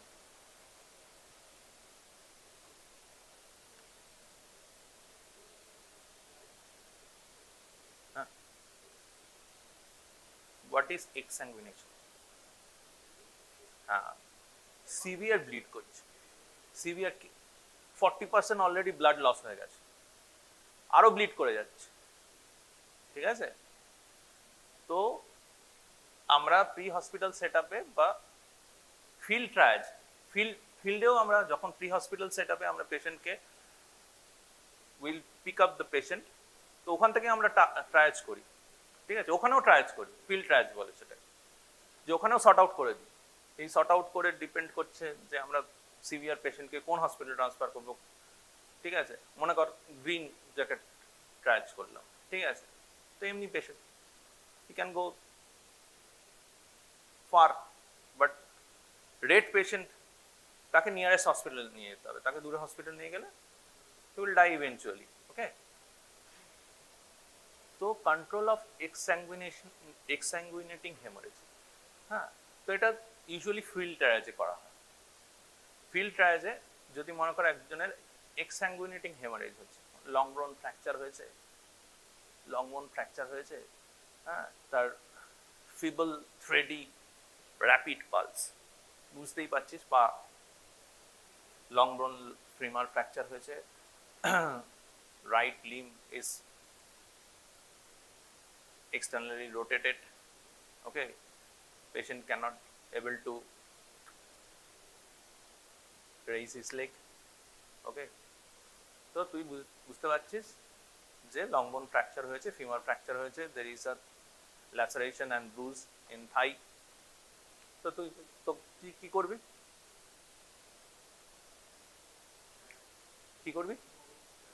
Haemoglobin করবি, ইমমোবিলাইজ করবি, ভেরি গুড, ইমমোবিলাইজেশন। তো তাকে স্প্লিন্টেজ, ওখানেই একটা স্প্লিন্টেজ করবো আমি, যাতে লং বোন কিছুটা অ্যাপোজ হয়, ব্লিড না করে, ঠিক আছে, ডিপ মাসল স্পেস বা বোন যদি একদম পুরো ফ্র্যাকচার হয়ে যায়, কর্টেক্স টু ম্যারো ফ্র্যাকচার হয়ে যায়, ঠিক আছে, বোন ম্যারোতে ব্লিড করবে, মাসল ডিসরাপশন হয়, muscle is highly vascular, muscle থেকে ব্লিড করবে, ঠিক আছে, তো ইমমোবিলাইজ করে যদি আমরা দিই তো it will act as a external compression, ঠিক আছে, মনে কর সারফেসে কিছু একটা ব্লিডিং ভেসেলস, সার্টেনলি মনে কর একটা ল্যাসারেটেড ইনজুরি হয়েছে, সেখান থেকে একটা মানে কি বলবো ভিজিবল ভেসেলস ব্লিড করছে, তো তাকে আমরা কি করবো, এক্সটার্নাল কম্প্রেশন দেবো, বোঝা গেল, হ্যাঁ। তো in the field triage control of exsanguinating haemorrhage we add C, তো এখন CABD এরম ভাবে বলে, ঠিক আছে, এখন শুধু ABCD এরম নয়, তার আগে একটা স্মল সি আছে, ওকে। এখন পর্যন্ত একটু ইন্টারেস্টিং পার্ট ছিল না, এবার will go for airway and cervical spine fixation. এবার বল what will we do first, airway secure করব না সার্ভাইকাল স্পাইন আগে সিকিউর করব, কেন করব, সার্ভাইকাল স্পাইন ফিক্সেশন করব আগে না এয়ারওয়ে সিকিউর করব, এয়ারওয়ে আগে সিকিউর করব, কেন করব, স্পাইন করলে স্পাইন যদি ফিক্স না করি এয়ারওয়ে ব্লকেজ হয়ে যাবে, স্পাইনের মধ্যে দিয়ে স্পাইনাল কর্ড যায়, তো ঠিক আছে, যদি বাই চান্স স্পাইন ইনজুরি থাকে, তো আমি যখন এয়ারওয়ে সিকিউর করি তখন কি করি, হেড এক্সটেন্ড করি,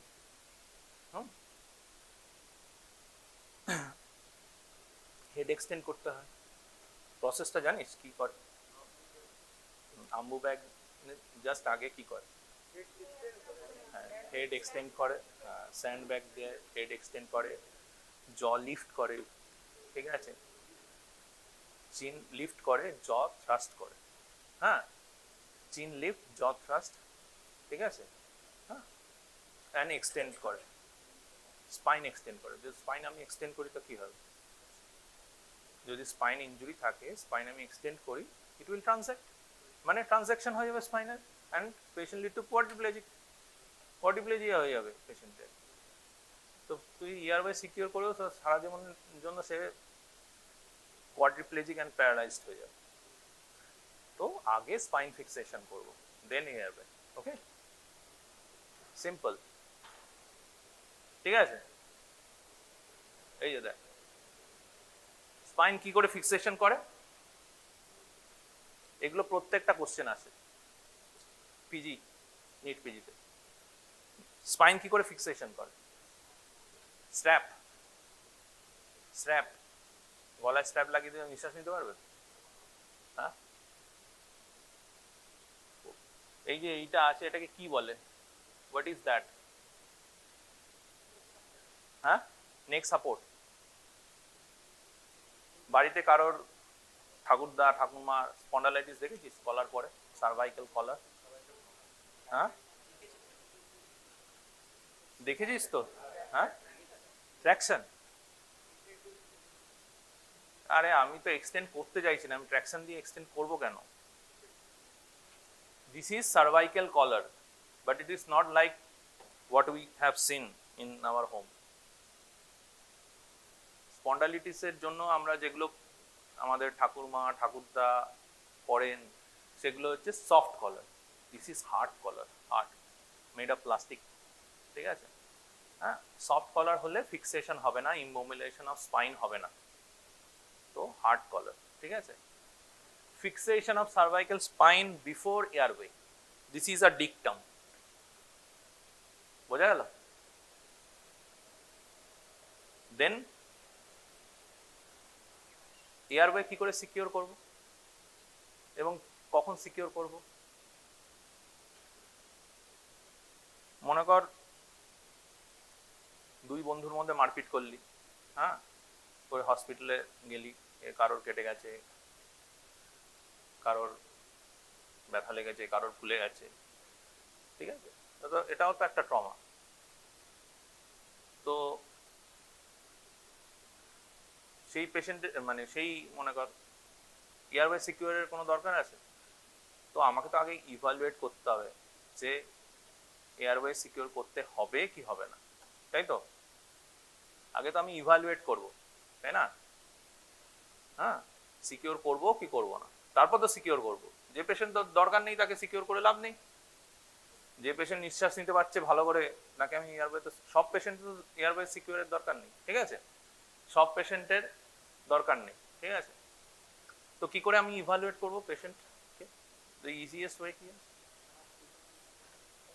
আস্ক পেশেন্ট টু স্পিক, ঠিক আছে? যে কথা বলতে পারছে, যে কনসাস, যে টাইম প্লেস পার্সনে ওরিয়েন্টেড, ঠিক আছে, ফুললি ওরিয়েন্টেড, হ্যাঁ, তার এয়ারওয়ে সিকিউরের দরকারই নেই।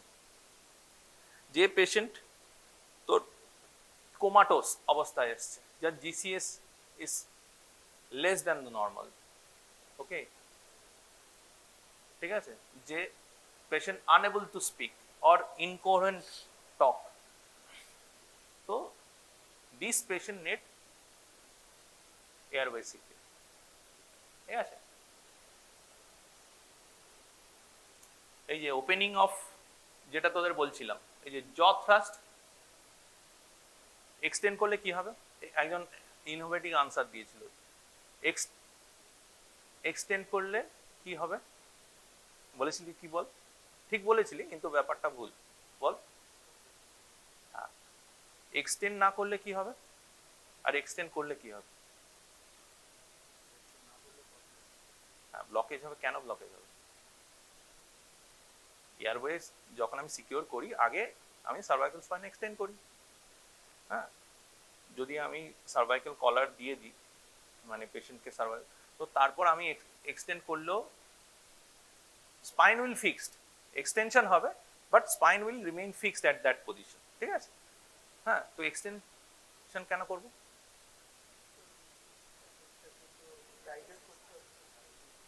ডাইলেট না,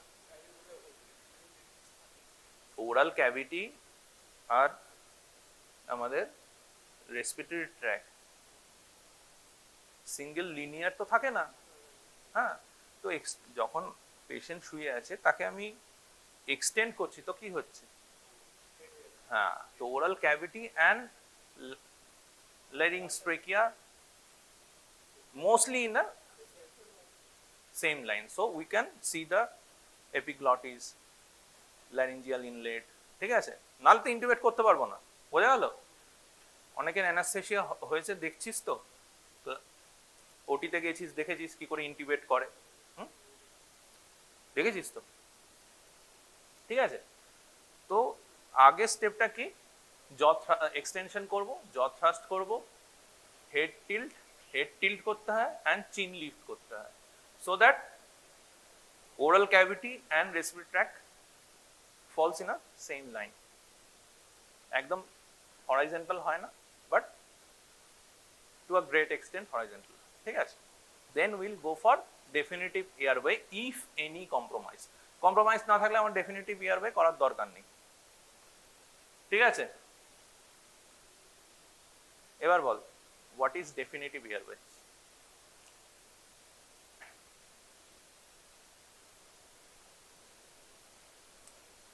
কত রকম এয়ারওয়েজ এর কথা জানিস তোরা? অ্যানাস্থেসিয়া হয়েছে নিশ্চয়ই পড়েছিস, দেখেছিস ক্লিনিক্সে যারা অ্যানাস্থেসিয়া গেছিস। কেউ যাসনি? কারোর অ্যানাস্থেসিয়া হয়নি? এরকম টিউব দেখিসনি? এরকম টিউব, এই tube দেখিসনি?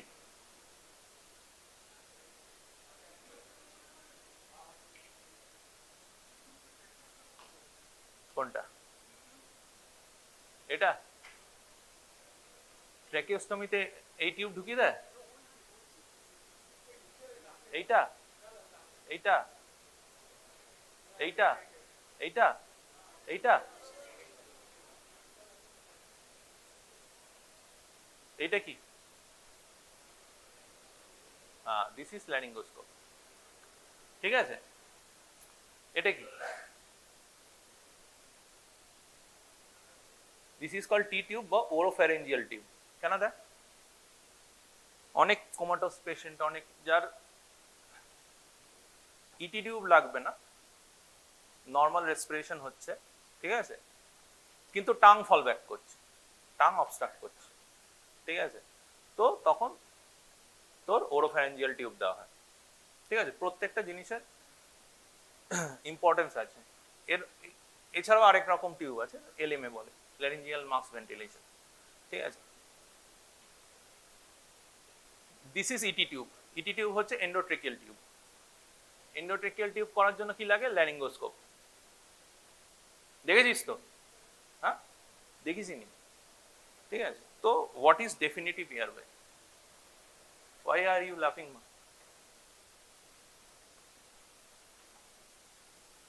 Tell us, what is the cause of your laugh? দেখেছিস? ল্যারিঙ্গোস্কোপ দেখিসনি? দেখবি, ঠিক আছে। তো what is definitive airway?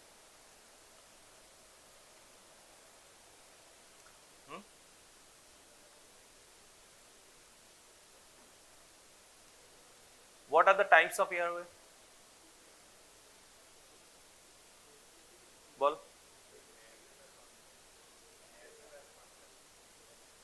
Nasal আর বাক্কাল।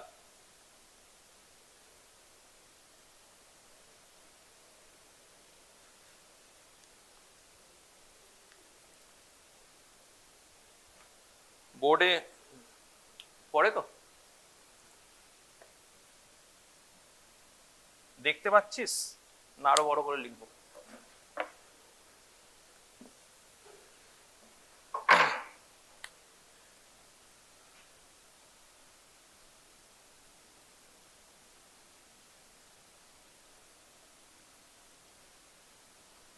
ডেফিনিটিভ এয়ারওয়েজ এক হচ্ছে সার্জিক্যাল আর নন সার্জিক্যাল, ঠিক আছে।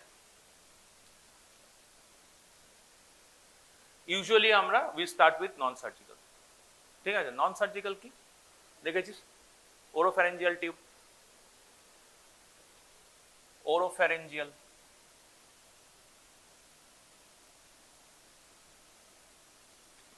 it is most common.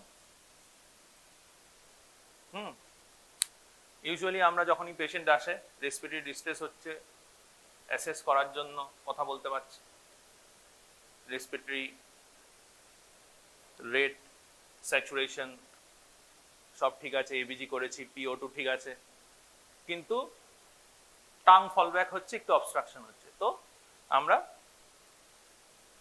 ওরোফ্যারেঞ্জিয়াল tube বা টি টিউব দিই, ঠিক আছে।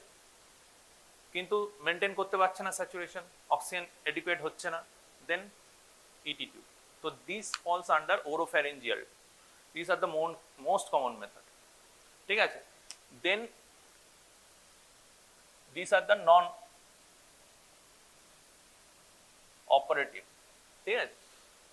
oropharyngeal, next হচ্ছে nasal বা nasopharyngeal.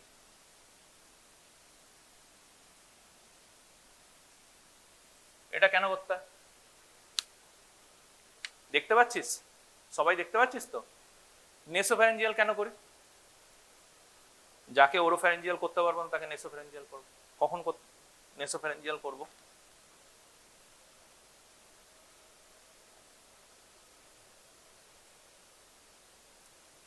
মনে কর ফেসিয়াল ফ্র্যাকচার হয়েছে, ম্যান্ডিবল ফ্র্যাকচার হয়েছে, জ থ্রাস্ট হবেই না। ম্যান্ডিবল যদি ফ্র্যাকচার হয় জ থ্রাস্ট হবে? হ্যাঁ, we cannot lift the chin, we cannot thrust the jaw, ঠিক তো?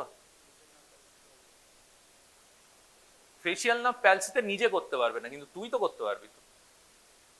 If you are a doctor you can do it passively, ঠিক আছে? তো নেসোফ্যারিঞ্জিয়াল ইন্টুবেশন যখন ওরাল ক্যাভিটিতে মনে কর কোনো অবস্ট্রাকশন আছে, হ্যাঁ, বোঝা গেল? নেসোফ্যারিঞ্জিয়াল কখন করতে পারবো না? ওরোফ্যারিঞ্জিয়াল, নেসোফ্যারিঞ্জিয়াল কোনটাই করতে পারবো না। কখন? এ সিভিয়ার ফেসিয়াল ফ্র্যাকচার আছে, ঠিক আছে? সিভিয়ার ফেসিয়াল বোন ফ্র্যাকচারস আছে, নেসোফ্যারিঞ্জিয়াল ব্লিডিং আছে, তো দুটোই হবে না। তখন আমি কি করব? Then will go for surgical airway. Then we'll go for surgical airway. What are the surgical airways?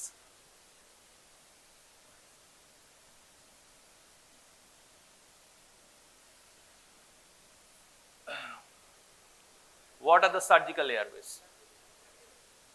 Tracheostomy.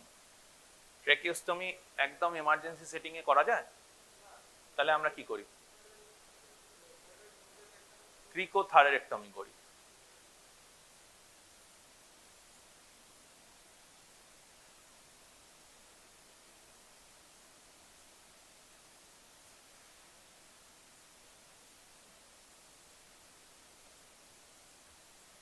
তো সার্জিক্যাল এয়ারওয়ে দু রকম হয়, ক্রিকোথাইরোইডেক্টমি অ্যান্ড ট্রিকিওস্টমি।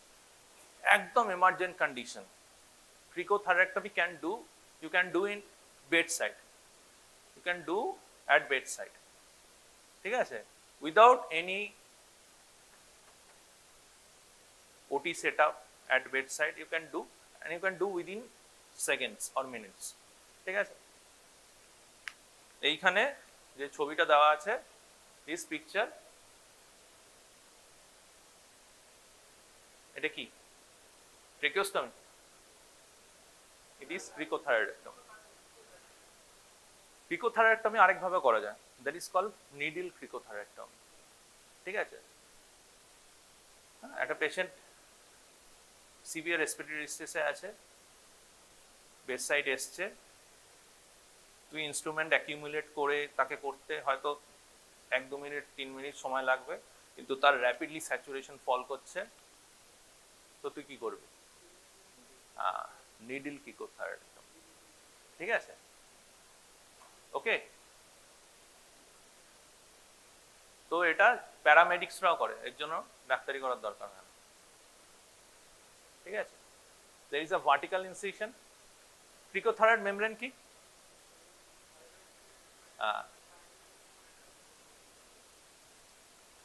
এইটা হচ্ছে thyroid, this is thyroid, the finger is on thyroid, this is cricoid, and this membrane, okay, index finger এর টিপ যেখানটা আছে, this membrane is called cricothyroid membrane, okay? তো আমরা কি করি? প্যালপেট করি, অ্যাডামস অ্যাপল প্যালপেট করলাম, যে তার নিচে ক্রিকোথাইরয়েড আছে, ক্রিকোথাইরয়েড বোন আছে, and there is a gap, you can feel with your fingertips, ঠিক আছে? একটা লংগিটিউডিনাল ইনসিশন দিই, ঠিক আছে? ইনসিশন দিয়ে ওপেন করি, স্কিন, প্ল্যাটিসমা, ফাসা কেটে গেলাম, ক্রিকোথাইরয়েড মেমব্রেন গেলাম, তো তারপর কি আমরা একটা ট্রান্সভার্স ইনসিশন দিই, নট লংগিটিউডিনাল, স্কিনে No, just at a transverse incision. Just এই যে transverse incision, দেখ transverse incision দি dilate করি ঢুকিয়ে দিই, hardly takes 1 minute, hardly takes. ওকে, এইটুকুই তোদের জন্য যথেষ্ট, এর থেকে বেশি জানতে হবে না। ইটি টিউব আমরা ওটি সেট আপ আছে, ওটিতে নিয়ে গেছিস, ঠিক আছে, সরি ইটি টিউব বলছি, ট্রেকিওস্টমি, ওটিতে নিয়ে গেছিস পেশেন্টকে, কোনো কারণে ইটি টিউব করতে পারছিস না, এই হ্যাভ অ্যাম্পেল অফ টাইম, ট্রেকিওস্টমি করে দিবি, ঠিক আছে।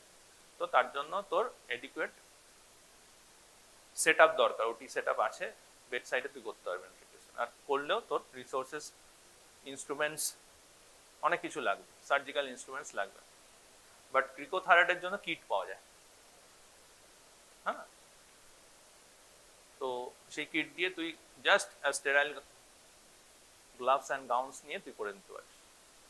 ওকে, নেক্সট ব্রিদিং অ্যান্ড ভেন্টিলেশন। তো বি আমাদের একটু তাড়াতাড়ি পড়তে হবে,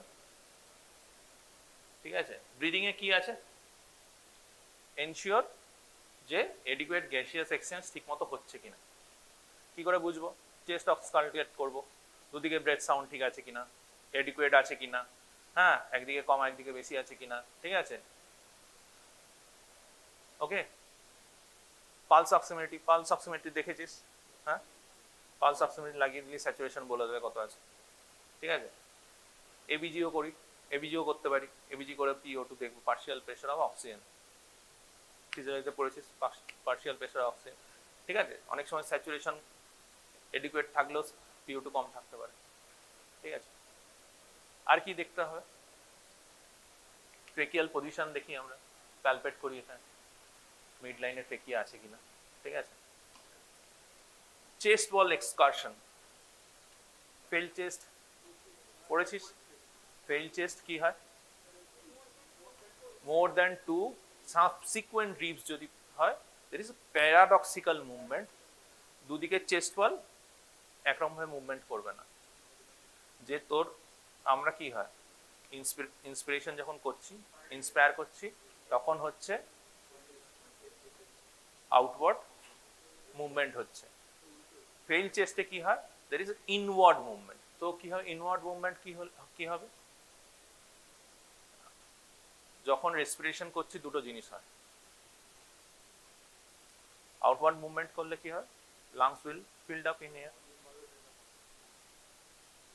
লাং উইল এক্সপান্ড, তাহলে অ্যাডিকুয়েট অক্সিজেন যাচ্ছে। আরেকটা কি হচ্ছে, এক্সপ্যান্ড করলে কি হবে না, ইন্ট্রাথোরাসিক প্রেশার আরো নেগেটিভ হবে, তো ভেনাস রিটার্ন উইল ইনক্রিজ, ঠিক আছে, বোঝা গেল তো। হ্যাঁ, এবার যদি মনে কর ফেল চেস্ট হয়েছে, হ্যাঁ, তো লাং এক্সপ্যান্ড করছে না, there is paradoxical inward movement, যেদিকে এই হচ্ছে, যেদিকে ফেল চেস্ট হয়েছে, রিবস ফ্র্যাকচারস হয়েছে, ইনওয়ার্ড মুভমেন্ট হবে, তাহলে লাং কি করবে, এক্সপ্যান্ড করতে পারবে না, বোঝা গেল তো। লাং এক্সপ্যান্ড করতে পারবে না, তার দুটো জিনিস হবে, অক্সিজেনেশন প্রপারলি হবে না, আর ভেনাস রিটার্ন হবে না প্রপারলি, বোঝা গেল তো। চেস্ট ওয়াল এক্সকারশন ইম্পর্টেন্ট। নেক্সট হচ্ছে জুগুলার ভেন, আমরা দেখি ডিস্টেন্ট আছে কিনা, এমটি আছে কিনা। যদি সিভিয়ার হাইপোভলিউমিক শক হয়, ভলিউম লস হচ্ছে, তাহলে কি হবে, কোলাপস থাকবে ভেন্স, দেখতে হবে। আর যদি তোর মনে কর ইনক্রিজ কখন হবে jugular vein, right heart failure, trauma পেশেন্টের রাইট হার্ট ফেলিওর হয় না, ট্রমার ক্ষেত্রে কি হবে, ট্রমা মনে কর কার্ডিয়াক ট্যাম্পোনেট হয়েছে, মনে কর টেনশন নিউমোথরাক্স হয়েছে, তো জেইপি এলিভেট রেজড, বুঝতে পারছিস, ঘুমাচ্ছিস, বোঝা গেল তো। ব্রিদিং অ্যান্ড ভেন্টিলেশন ক্লিনিক্যালি দেখবো, এবার কি করবো, ইমেজিং করবো, চেস্ট এক্সরে করি, চেস্ট এক্সরে করলে আমরা কোন ভিউতে করি, PA ভিউ করি ইউজুয়ালি, কিন্তু এখানে আমরা AP ভিউ করব। কেন করব, প্রথম কথা উল্টাতে পারবো না, দ্বিতীয় কথা আমরা রিবস দেখব, তো রিবস ভিউতে বেশি আসে, ঠিক আছে। হ্যাঁ, আমরা আমরা লাংস ফিল্ড দেখবো না, আমরা দেখতে চাই কি রিব ফ্র্যাকচার হয়েছে, নিউমোথোরাক্স আছে কিনা, হিমোথোরাক্স আছে কিনা। তো তার জন্য আমাদের পি ভিউ দেখার দরকার। AP view is educated. AP ভিউতে স্পাইন স্পাইনেও ইভালুয়েট করতে পারি টু সাম এক্সটেন্ট, ঠিক আছে। হয়ে গেল। What is FAST and E FAST? শুনেছিস কোনোদিন what is FAST and E FAST? 10 minute আমি বেশি সময় নেব, অসুবিধা নেই তো? আছে অসুবিধা? আছে অসুবিধা আছে? ক্লিনিক্স আছে, 10 মিনিট বেশি সময় নিলে অসুবিধা আছে? ঠিক আছে। ই ফাস্ট পরে আসছি, ই ফাস্ট কাকে বলে। এবার দেখ কিছু ক্লিনিক্যাল সিনারিও। এটা কি কি করে বুঝলি? ব্ল্যাক হলে তো লাং ফিল্ড অফ ব্ল্যাক থাকে, কি করে বুঝবো ইট ইজ নিউমোথোরাক্স? এর প্যাথোলজি এদিকে নেই এইদিকে আছে, কি করে বুঝবো? স্পষ্ট রিব দেখা যাচ্ছে, নিচের দিকে হোক উপরের দিকে হোক আমি পুরো রিবস দেখতে পাচ্ছি। ইম্পর্টেন্ট ওটা না, ব্যাপারটা কি লাংসের মধ্যে কি থাকে? এয়ার থাকে লাংসের মধ্যে, ট্রেকিয়া এলো, ব্রাঞ্চিং হলো, কি হয়? Bronchus, bronchioles, terminal bronchioles. তো ব্রঙ্কো অ্যালভিওলার মার্জিন দেখ এখানে দেখতে পাচ্ছিস, এগুলো কি? This are the broncho alveolar margin বা প্রমিনেন্স, ঠিক আছে। হাইলামে কনসেন্ট্রেটেড থাকে অ্যান্ড পেরিফেরিতে যত যাবে তত ব্রাঞ্চিং আউট করবে, তত এই যে হোয়াইট হোয়াইট দেখতে পাচ্ছিস না, হোয়াইট হোয়াইট গুলো, this are the broncho alveolar markings বা প্রমিনেন্স। এখানে কিছু আছে, ইট ইজ ডেন্স ব্ল্যাক, বোঝা গেল। অ্যান্ড লাংস ইজ কোল্যাপসড, এই যে এইটা heart, this is lungs, collapse lungs, বোঝা গেল। অ্যান্ড ট্রেকিয়া ইজ ডেভিয়েটেড, দেখেছিস trachea? Okay, what is that? It is hemothorax, ঠিক আছে। এটা কি? দিস ইজ এয়ার, লেখা আছে air. This is pneumothorax, this is hemothorax, it is hemopneumothorax. এয়ারও আছে ব্লাডও আছে, বোঝা গেল। এইটা এটা নিউমোথোরাক্স, কিন্তু কেন হবে? আমি তো তোর কাছে ডায়াগনোসিস চাইনি, আমি তো কেন চাই, ওয়াই? এইখানে ব্রঙ্কো অ্যালভিওলার মার্কিংস কোথায় আছে? অনলি ব্ল্যাকেন্ড হয়ে রয়েছে, ঠিক আছে। কিন্তু লাংসে এয়ার থাকে, কিন্তু তার মধ্যেও তোর ব্রঙ্কো অ্যালভিওলার মার্জিনস গুলো দেখতে পাবি তুই, ঠিক আছে। ব্রঙ্কো অ্যালভিওলার মার্জিনস দেখতে পাবি। এই দিকের যে কোনো ব্রঙ্কো অ্যালভিওলার মার্জিনস আছে, পিচ ব্ল্যাক আছে। তো this is only air and lung is collapsed, বোঝা গেল। দিস ইজ হিমোথোরাক্স, হিমোথোরাক্স বুঝতে পারছিস তো। ব্লাড হয়েছে, কি হবে? ব্লাড ওপেক হবে, বাস, simple. This is tension pneumothorax. Tension নিউমোথোরাক্সে কি হয়?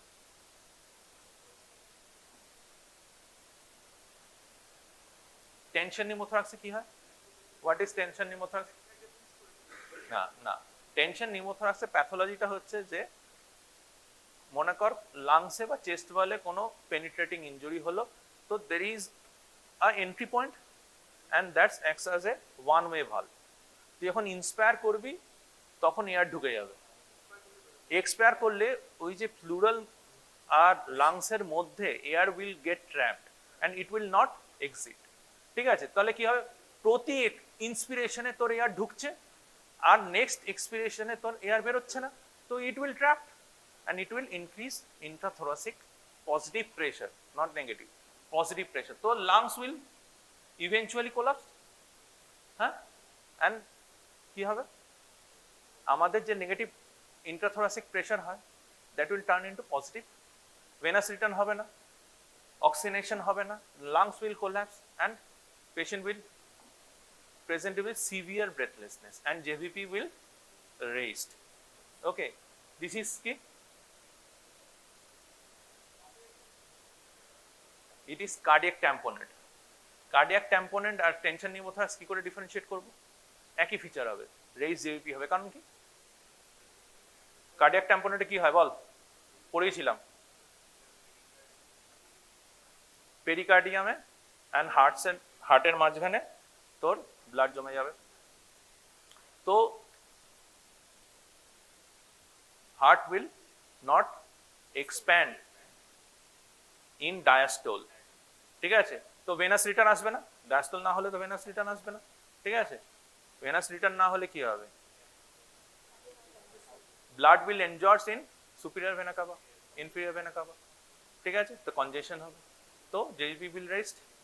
বাট কি করে ডিফারেন্সিয়েট করব tension pneumothorax and cardiac tamponade? Heart sound কি হবে, টেনশন নিউমোথরাক্সে হার্ট সাউন্ড কি হবে? হার্ট সাউন্ড যেটা প্রশ্ন করছি সেটা বল, ও যেটা বলছি সেটা বল। হার্ট সাউন্ড টেনশন নিউমোথরাক্সে কি হবে, নর্মালি শোনা যাবে, আর কার্ডিয়াক ট্যাম্পোনেন্টে will muffled, heart sound will muffled. Breath sound কি হবে কার্ডিয়াক ট্যাম্পোনেন্টে, ব্রেথ সাউন্ড উইল নর্মাল। আর অসকালটেট করলে ব্রেথ সাউন্ড কি হবে, এতে যে সাইডে নিউমোথরাক্স হবে কি হবে, ডিক্রিজড। তুই যখন পারকাস করবি কি হবে, হাইপার রেজোনেন্ট হবে। ব্যাপার বোঝা গেল? Hyper resonant in percussion, auscultation, decreased breath sound, cardiac ট্যাম্পোনেন্টে মাফেলড হার্ট সাউন্ড। বোঝা গেল? একই ফিচার নিয়ে আসবে, shock, raise JVP, respiratory distress, ঠিক আছে? Next, circulation and hemorrhage. Circulation and hemorrhage assess করতে হবে। কি করে অ্যাসেস করব? পালস দেখব, ব্লাড প্রেশার দেখব, blood pressure will, blood pressure shock পড়িয়েছিলাম ক্লিনিক্সে, বল ব্লাড প্রেশার অনেক দেরিতে, শকের স্টেজ কোন স্টেজে কমে, স্টেজ 3, স্টেজ 3 থেকে ব্লাড প্রেশার ট্রিকল ডাউন করতে হবে। তার আগে ইনিশিয়াল স্টেজ 1 স্টেজ 2 ক্ষেত্রে পালস রেট বেড়ে যায়, ট্যাকিকার্ডিয়া হয়, ঠিক আছে? তো যদি ব্লাড ভলিউম লস হয়, হাইপোভলিউমিক শক হয়, তাহলে কি ব্রেনে ব্লাড সাপ্লাই কম হবে, তো level of consciousness will decrease. Okay, skin perfusion কি হবে, কি হয় শকের পেশেন্টে, কোল্ড ক্লামি স্কিন হয়, কোল্ড ক্লামি পেল স্কিন হয়, ঠিক আছে? হাত দিলেই বুঝতে পারবি, ঠিক আছে? নেক্সট কি, managing external and internal haemorrhage. External haemorrhage যেটা আমরা দেখতে পাচ্ছি, ইন্টারনাল হেমোরেজ আমাদের অ্যাসেস করতে হবে। কি করে অ্যাসেস করব সেটা পরে আসছে, ঠিক আছে? এবার বুঝতেই পারছি হেমোরেজ হচ্ছে ইন্টারনালি বা এক্সটার্নালি। এক্সটার্নাল হলে আমরা এক্সটার্নাল কম্প্রেশন দেবো, ইন্টারনালি হলে আমাদের ইমেজিং করতে হবে, হ্যাঁ, অ্যাসেস করার জন্য। তার আগে ইমেজিং করার আগে আমরা উইল স্টার্ট রিসাসিটেশন। রিসাসিটেশন কি করতে হয়, অ্যাকর্ডিংলি তোর পড়িয়েছিলাম কি, আইভি ক্যানুলেশন কত নাম্বার দিয়ে করবি, আইডিয়াল কোনটা, 14, 16, গ্রে ইজ 16, আইডিয়ালি গ্রে দিয়ে করতে হয়, কিন্তু ইউজুয়ালি গ্রে পাওয়া যায় না বেশিরভাগ সেটআপে, তো গ্রিন দিয়ে আমরা করি, হ্যাঁ। এবং যেহেতু সিভিয়ার হাইপোভলিউমেতে পেরিফেরাল ভেন রিমেইন কোলাপস, তো গ্রিন দিয়ে তুই দেখতেই পারবি না, মানে গ্রিন বা গ্রে দিয়ে অনেক সময় বোঝাই যায় না। সেক্ষেত্রে কি করতে হবে, কি করতে হবে বল, ভেনিসেকশন, স্যাফেনাস ভেন টেক ডাউন করতে হবে, ঠিক আছে? আর কি করব, central line, internal jugular IGB central line করব।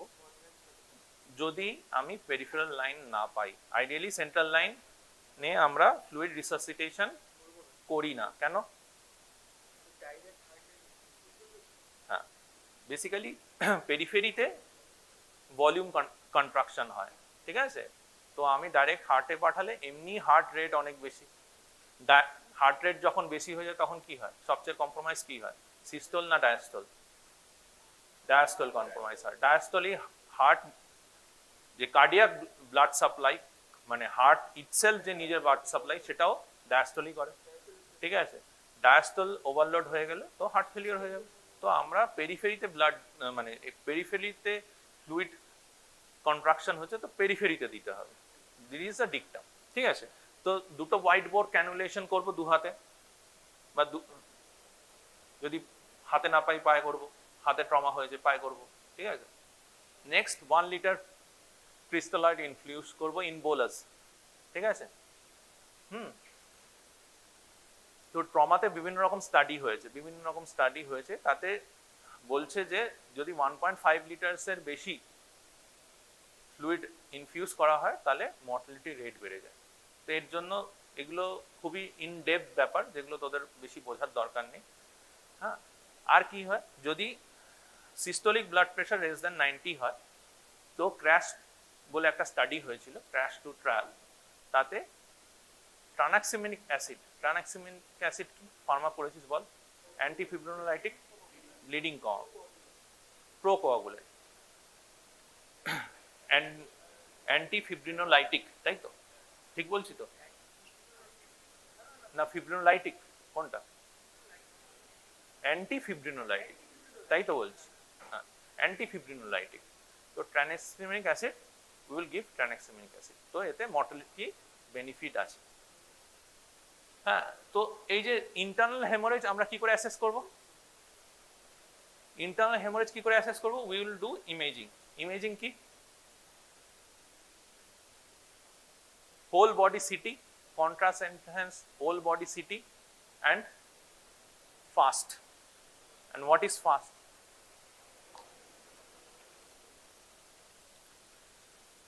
Focus assessed বা focus abdominal sonography for trauma, ঠিক আছে? তো it's a USG, nothing but USG, ঠিক আছে? আমরা ফাস্ট এবং DPL, what is DPL, what is fast পরে আসছি। এরপর আমরা ডিসেবিলিটিতে আসছি, ঠিক আছে? একদম নিট পিজিতে আসবেই আসবে একটা কোশ্চেন, ট্রমাতে যদি কোনো একটা কোশ্চেন আসে তাহলে it will come from GCS. GCS disability and focal neuro deficit assess করতে হয় কি করে? এক নম্বর হচ্ছে লেভেল অফ কনসাসনেস থেকে আমরা অ্যাসেস করতে পারি, নেন পিপল রিয়াকশন, ঠিক আছে? পিপল রিয়াকশন স্টেটাস থেকে অ্যাসেস করব, ঠিক আছে? আর কি? গ্লাসগো কোমা স্কেল, জিসিএস যেটাকে বলি। জিসিএস তিনটে প্যারামিটার উপর ডিপেন্ড করে, I opening response, verbal response and motor response. এর মধ্যে সবচেয়ে ইম্পর্টেন্ট হচ্ছে মোটর রেসপন্স, ঠিক আছে? যার মোটর রেসপন্স পুয়ার তার প্রগনোসিস পুয়ার, গার্ডেড প্রগনোসিস। তো আই ওপেনিং পুরোটাই জিনিসটা মুখস্থ করতে হয়, এদের বোঝার কিছু নেই এর মধ্যে। প্রত্যেকটার হায়েস্ট যে আছে, আইতে 4টে পয়েন্ট আছে, আমরা এইভাবে E4, V5 অ্যান্ড M6, ইতে 4টে পয়েন্ট, ভিতে 5টা পয়েন্ট, আর এম এ 6টা পয়েন্ট। এর মধ্যে হায়েস্ট যে পয়েন্ট আছে সেটা হচ্ছে স্পন্টেনিয়াসলি আই ওপেনিং হচ্ছে কিনা, ও স্পন্টেনিয়াসলি কথা বলতে পারছে কিনা, ওরিয়েন্টেশন আছে কিনা, time place person. M A হচ্ছে তুই যে কমান্ড দিচ্ছিস সেটা ফলো করছে কিনা, তুই বলছে হাত ওঠাতে, পা ওঠাতে, ওঠাচ্ছে কিনা, ঠিক আছে? নেক্সট হচ্ছে তুই তোর আই ওপেনিং এর রেসপন্সে তুই চোখ খুলতে বলছিস বা কিছু বলছিস, ও চোখ খুলছে কিনা। দেন তুই পেন স্টিমুলাস দিচ্ছিস, ঠিক আছে? তাতে আই ওপেনিং হচ্ছে কিনা। আর 1 হচ্ছে নো রেসপন্স। তেমনি ভার্বালেও 5 হচ্ছে টাইম প্লেস পার্সনে ওরিয়েন্টেড আছে কিনা, ঠিক আছে? যদি কনফিউজ থাকে তো 4 হবে। এরপর হচ্ছে কি, ও কথা বলছে কিন্তু অসংলগ্ন কথা বলছে, ঠিক আছে? হ্যাঁ, বোঝা যাচ্ছে না। নেক্সট কি, ইনকোহেরেন্ট বা ইনকমপ্রিহেন্স, মানে সাউন্ড করছে মুখে কিন্তু কোনো ওয়ার্ড বা এগুলো বলতে পারছে না, that is 2 and no response 1, ঠিক আছে? মোটর রেসপন্সের মধ্যে 6 হচ্ছে তুই যেভাবে কমান্ড বলছিস ও বলছে, এবার পেন লোকালাইজ করতে পারছি না, তার মানে কি, মনে কর তুই একটা চিমটি কাটছিস এই হাতে, বাঁ হাতে চিমটি কাটছিস, ও ডান হাত দিয়ে তোর হাতটা সরিয়ে দেবে, this is call localisation of pain. What is localisation of pain? মনে কর তুই একটা জোরে চিমটি কাটছিস বাঁ হাতে, তো ডান হাত দিয়ে তোর হাত সরিয়ে দেবে, this is call localisation of pain. ঠিক আছে? আর উইথড্র টু পেন কি আছে, তুই বাঁ হাতে চিমটি কাটছিস, ও বাঁ হাতটা সরিয়ে নেবে। Localisation is 5 and withdraw to pain is 4। ঠিক আছে, বোঝা গেল? নেক্সট হচ্ছে অ্যাবনর্মাল ফ্লেকশন, এটাকে বলে ডিকর্টিকেট রিজিডিটি বলে। Abnormal flexion, it will flex like that, এরকম ভাবে ফ্লেক্স হয়ে থাকবে। একটা পেশেন্ট ছিল, অক্সিজেনেশন এই আগের মাসেই হয়েছে, পেশেন্টটা একদম ডিকর্টিকেট রিজিডিটি হয়ে গেছিল, অপারেশন সাসপেন্ডেড হয়ে গেছিল, অক্সিজেনেশন ঠিক মতো হচ্ছিল না, স্যাচুরেশন ড্রপ করছিল। ঠিক আছে, আর ডিসেরিব্রেট অ্যাবনর্মাল এক্সটেনশন, তো ওটা higher level of neurological damage. প্রথমে ডিকর্টিকেট হয়, দেন ডিসেরিব্রেট is abnormal flexion and abnormal extension, decerebrate abnormal extension হবে। ঠিক আছে, and no response। এটার মধ্যে বোঝার কিছু নেই, যেটুকু বোঝার ছিল সেটা বলে দিলাম। লোকালাইজেশন অফ পেন কাকে বলে, উইথড্র টু পেন কাকে বলে, what is decerebrate, what is decorticate. Decorticate better prognosis than decerebrate. বোঝা গেল? This is call log roll. What is log roll? ডিসএবিলিটিতে আমাকে নিউরোলজি দেখছি, নিউরোলজি মানে ইভালুয়েশন করছি, তো স্পাইনও করতে হবে, স্পাইনে কোনো সোয়েলিং আছে কিনা, স্পাইনে কোনো টেন্ডারনেস আছে কিনা দেখতে হবে।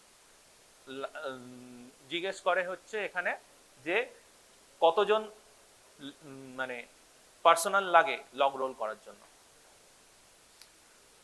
একজন স্পাইন ফিক্স করবে কলার দিয়ে না, আর এখানে চারটে হাত দেখছিস মানে দুজন লাগবে, মানে টোটাল 3 জনের হাত দেখছিস, 3 জন উল্টালো পেশেন্টকে, আর একজন স্পাইন দেখবে, টোটাল 4 জন। যদি কোনো লিম ফ্র্যাকচার থাকে, সেই লিমটাকে স্টেবিলাইজ করার জন্য আরেকজন লাগবে, 5 জন। কোশ্চেন আসে এগুলো। ঠিক আছে, and what is pelvic binder? Dictum কি, আমরা পেশেন্টদের কোনো patient, trauma patient, blunt injury abdomen নিয়ে এসছে, ঠিক আছে, আমরা অ্যাজ আ ডিকটাম আমরা ধরে নেব তার কোনো পেলভিক ফ্র্যাকচার আছে, তার কোনো সার্ভাইকাল ফ্র্যাকচার আছে, ডিকটামে ধরে নেব। আগে ফিক্সেশন করব আনলেস আনটিল আমরা রুলড আউট করেছি সার্ভাইকাল, আগেই কলার লাগিয়ে দেবো। ঠিক তো, আগেই কলার লাগাবো, তারপর সিটি স্ক্যান করব, এক্স রে সার্ভাইকাল স্পাইন করব, বা সিটি ব্রেনের সাথে সাথে তোর সার্ভাইকাল স্পাইনের স্ক্রিনিংও হয়ে যায় একসাথে, সেটা করব। রুলড আউট করার পর স্পাইনের যে কলার আছে সেটা খুলব। তেমনি পেলভিসেও সেরকম, হাইপোভলিউমিক শক নিয়ে এসছে পেশেন্ট, ব্লান্ট ট্রমা অ্যাবডোমেন হয়েছে, তো আমরা ধরেই নেব তার পেলভিক ফ্র্যাকচার আছে। বোঝা গেল? এক্সটার্নাল কোনো ব্লিডিং নেই, ইন্টারনাল ব্লিডিং হচ্ছে, পেশেন্টের বিপি ফল করছে, রিসাসিট করছিস, তবুও বিপি অপটিমাইজ হচ্ছে না, তো আমরা পেলভিক ফ্র্যাকচার আছে ধরে নেব, তো আগে পেলভিক বাইন্ডার লাগাবো। যতক্ষণ না রুলড আউট করবো এক্স রে পেলভিস করে বা সিটি পেলভিস করে, ততক্ষণ বাইন্ডার খোলা যাবে না। ঠিক আছে, আরেকটা ডিকটাম কি, বাইন্ডার না লাগিয়ে লগ রোল করব না। ঠিক আছে, ইউজুয়ালি এখন লগ রোল করা হয় না, এখন যেটা করা হয়, একটা দেখিয়েছিলাম তাতে ফার্স্টের আগে hold body CT, contrast hand city, ওতেই আমরা সব কিছু ইভালুয়েট করে নিই, স্পাইনও ইভালুয়েট করিনি, হ্যাঁ, কোনো অ্যাবডোমিনাল থোরাসিক ট্রমা ইভালুয়েট করিনি, সব কিছু ইভালুয়েট করে, তো তার জন্য আলাদা করে আমাদের এখন লগ রোল করা, it is absolute, type of absolute. ঠিক আছে, এক্সপোজার এনভায়রনমেন্ট কন্ট্রোল কি আছে? প্রথম কথা, পেশেন্টকে আনড্রেস করব, সব যত তোর ফ্র্যাকচারস অ্যান্ড ইনজুরিস আছে সব দেখতে গেলে তোকে পুরো এক্সপোজ করতে হবে। ঠিক আছে, হ্যাঁ, অ্যান্ড তারপর কি করব, ট্রমা পেশেন্টের খুব কমনলি হাইপোথার্মিয়া হয়, তারপর তাকে warm blankets, warm fluid and warm environments রাখতে হবে। এক্সপোজ করে তাকে ওই অবস্থায় ওপেন এয়ারে ফেলে রাখলে হবে না, এক্সামিনেশনের পর তাকে কভার করতে হবে। ঠিক আছে, what is focused assessment with sonography for trauma? Focus অ্যাসেসমেন্টও বলে বা focus assessment abdominal sonography for trauma, fast and E fast, ঠিক আছে, এই দুটো খুব ইম্পর্টেন্ট, ঠিক আছে। ফাস্ট সব অ্যাবডোমিনাল ট্রমাতেই করা যায়, হিমোডাইনামিক্যালি স্টেবল অ্যান্ড আনস্টেবল দুটোতেই করতে পারিস, বোঝা গেল? হ্যাঁ, ফাস্ট কি ইজ আ সিম্পল ইউএসজি, ঠিক আছে, হ্যাঁ, it's a rapid bedside diagnostic test. এটা কি আইডেন্টিফাই করে?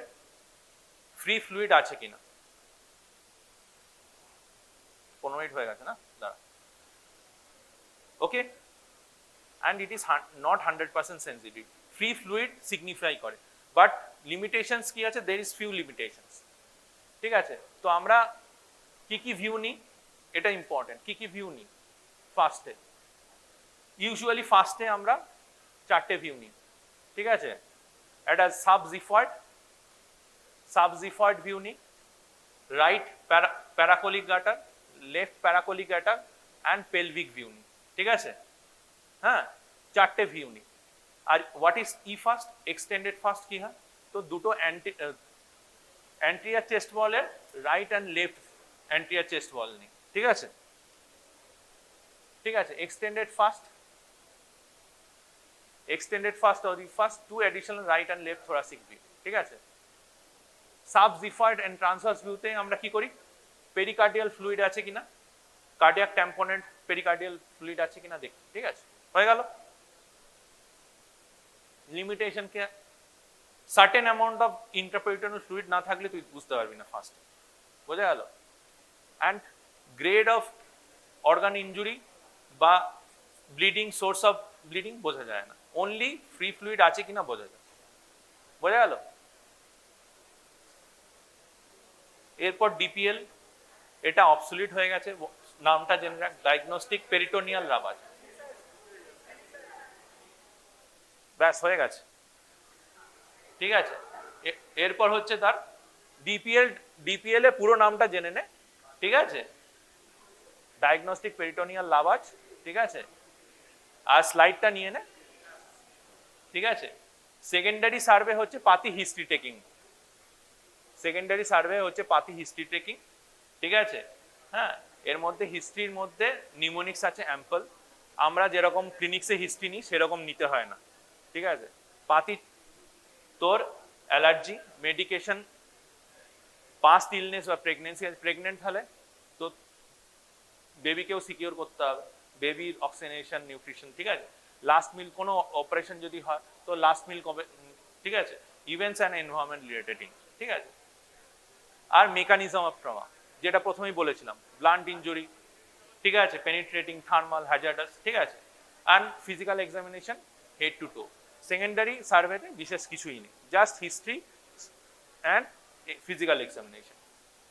ইনজুরি স্কোরিং, এর মধ্যে নামগুলো শুধু জান, একটাই স্লাইড আছে, পাগল হোস না, জাস্ট নাম, অ্যাব্রিভিয়েট ইনজুরি স্কেল, ইনজুরি সিভিরিটি স্কেল, হ্যাঁ, জিসিএস আমরা আগেই পড়লাম, ঠিক আছে, রিভাইজ ট্রমা স্কেল। এর মধ্যে অ্যাব্রিভিয়েট ইনজুরি স্কেল অ্যান্ড ইনজুরি সিভিরিটি স্কেলের দুটো অ্যানাটমিক্যাল স্কেল, এই দুটো হচ্ছে অ্যানাটমিক্যাল স্কেল, ঠিক আছে। GCS and revise trauma scale is a physiological scale, only physiological scale. এখন ফিজিওলজিক্যাল স্কেলের উপর আমরা বেশি গুরুত্ব দিন দেন অ্যানাটমিক্যাল স্কেল, ঠিক আছে। And trauma and injury severity score, এইটা ইট ইজ লাস্ট স্লাইড, তো চাপ নিস না, ঠিক আছে। এটা অ্যানাটমি প্লাস ফিজিওলজি দুটোই সিগনিফাই করে, ঠিক আছে, ওকে, কমপ্লিট।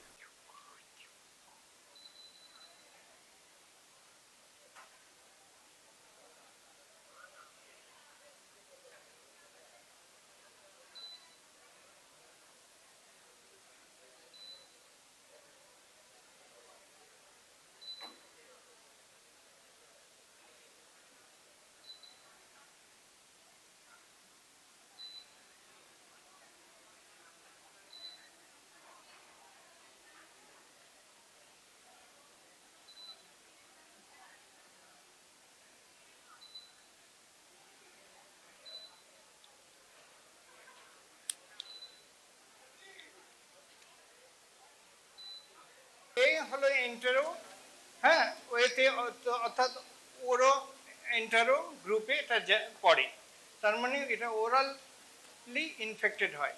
কিন্তু আর বাদবাকি ইটাও তাই, বাদবাকি বলেছিলাম কি C D B C D কিছু, এটা হলো প্যারেন্টেরাল, তাই তো? এই জিনিসটা ভেরি ইম্পর্টেন্ট, ওদের পরীক্ষায় যখন তখন এটা জিনিসগুলোই আসবে। আর আসবে প্রিভেনশন, প্রিভেন্টিভ সাইডে যেগুলো ইম্পর্টেন্ট আছে, বিশেষ করে এইচবি ভাইরাসের আর এনি প্যারেন্টারাল ভাইরাস কি করে প্রিভেন্ট করবে। তো আজকে যে জিনিসটা আসবে, আগের দিন কিছুটা পড়ানো হয়েছিল এই হলো হেপাটাইটিস বি, কিন্তু আজকে শুরু করব যেটা হলো এটার অ্যাকিউট কোর্সটা কিভাবে হয়। অ্যাকিউট কোর্স, এটা হেপাটাইটিস ভাইরাস ঢুকেছে, তো এটার অ্যাকিউট কোর্সটা কিভাবে হয়। ওই ক্ষেত্রে পড়ানো হয়েছে ক্লিনিক্যালি ম্যানিফেস্টেশন, বলা হয়েছে মোরাললেস সেম। কিন্তু দেখা গেছে যে জন্ডিসটা শান্ত, এটা এগুলোতে কম হয়, কিন্তু in case of hepatitis A অনেক বেশি হতে পারে, র্যাপিড বেশি। এক্ষেত্রে একটুখানি স্লোলি হয়তো অতটা মানে জন্ডিস অ্যাপিয়ার করছে না, কিন্তু এদিকে কিন্তু থেকে যাচ্ছে এবং তার হলো ড্যামেজটা করে যাচ্ছে আদার্সে। তো আজকে আরম্ভ করবো স্টার্ট থেকে, জাস্ট অ্যাকিউট স্টেজ হেপাটাইটিস বিতে কীরকম ম্যানিফেস্টেশন অ্যান্ড কীরকমভাবে কোর্স হয়, যেটা বায়োকেমিক্যাল চেঞ্জ যেগুলো থাকবে, আর যে ইয়েতে মাইক্রোবায়োলজিক্যাল তোর হলো সেরোলজিক্যাল চেঞ্জ, এগুলো তোর হলো দেখবো, ঠিক আছে? তো সো ফার্স্ট ইউ সি এখানে যেটা হলো হেপাটাইটিস বি ধরো infection, entry point is there. Right now it is infection. After 1 month, 2 months, 3 months, like that, what is the progress of this infection? You will see. The progress of infection, as you all know, that there are 3 types of morphologically micro virus, HBV.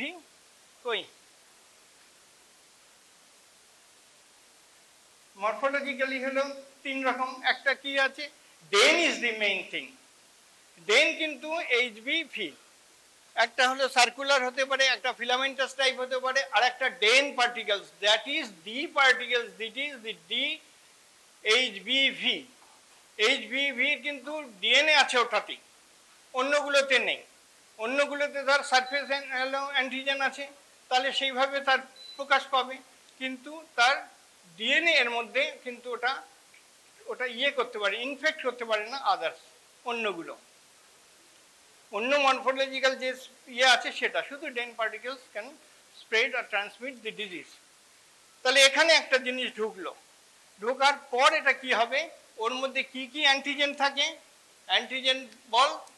একটা হলো HB surface antigen বলা হয়েছিল আগের দিন, তাই তো? HB surface antigen. Second কি পাচ্ছিস অ্যান্টিজেন, এইচবিই অ্যান্টিজেন। তারপরে এইচবিসি antigen. Sure, these first two, that is the surface and the E antigen, that is available or it is circulating in the blood. Clear? So E যেটা C আছে antigen, সেটা you are not getting in blood. So you are not going to get the antigen or C. Antigen আর C এর প্রশ্ন উঠলো না। তাহলে এবার আর কি এর এগেনস্টে যখন রিয়েক্ট করছে তখন কি পাবো, তাহলে দেখ এইচবি সারফেস অ্যান্টিজেন, এইচবি ই অ্যান্টিজেন, এইচবি সি অ্যান্টিজেন, এই তিনটের মধ্যে এবার বডি রিয়েকশনে অ্যান্টিবডি আসবে। অ্যান্টি কি পাবো, অ্যান্টি এইচবি সারফেস এটা পাবো। এটা কখন পাবো, এটা দেখবি যে এটা আগে পাবি না। আগে কোনটা পাবি বল, আগে কোনটা পাওয়ার কথা, এইটা জিজ্ঞেস করতে পারে। যেটা হলো আগে পাবি হলো এইচবিসি, এটা first appear, first antibody to appear is the HBC, whereas the first antigen that is appeared this হলো। এটার পরে কি আসছে, and then it will be, এখানে দেখ, এখানে হলো অ্যাপিয়ার করছে এইটা, it is the antibody IgM, এটা HBC, এটা হলো অ্যান্টি এইচবিসি, ঠিক আছে? আর এইখানে হলো IgG, এটা অফ দি সেম। তাহলে ফার্স্ট কোথায় হচ্ছে? ফার্স্ট কিন্তু অ্যান্টিবডি এটা অ্যাপিয়ার হচ্ছে। তার আগে তুই সার্কুলেশনে পাচ্ছিস দুটো সারফেস অ্যান্ড দি। তাহলে এই জিনিসটা কত দিন পর্যন্ত থাকবে, কতখানি পিক হবে, সেগুলো ডিপেন্ডস করছে ভাইরাস লোডস অ্যান্ড আদার্স। এইটার মধ্যে যেটা পাচ্ছিস সেটা কি হচ্ছে, ফার্স্ট যেটা সারফেস অ্যান্টিজেন সেটা কিন্তু আস্তে আস্তে কমে আসবে, কমে আসবে কত ইয়েতে, to that extent it is not detectable. তাহলে বিলো দি ডিটেক্টেবল লেভেল এটা কমে আসবে, কিন্তু it is not that it will be totally free from the blood. ঠিক আছে, তো ডিটেক্টেবল করা যাচ্ছে না, বাট থাকছে। সেইটা কোন জায়গাটায়? সেটা হলো এখানে। ধর এই 5-6 মাসের মধ্যে একটা ব্যাপার হচ্ছে, ঠিক আছে, তার মানে বডি রেজিস্ট করছে ভাইরাসকে and body is getting better. সেখানে সেই সব জায়গায় তাহলে জন্ডিস ফন্ডিস অন্যান্য সমস্ত ক্লিনিক্যাল ম্যানিফেস্টেশনগুলো কমে আসবে। আর অ্যাপিয়ার করবে কি, এইখান থেকে অ্যাপিয়ার করছে তাহলে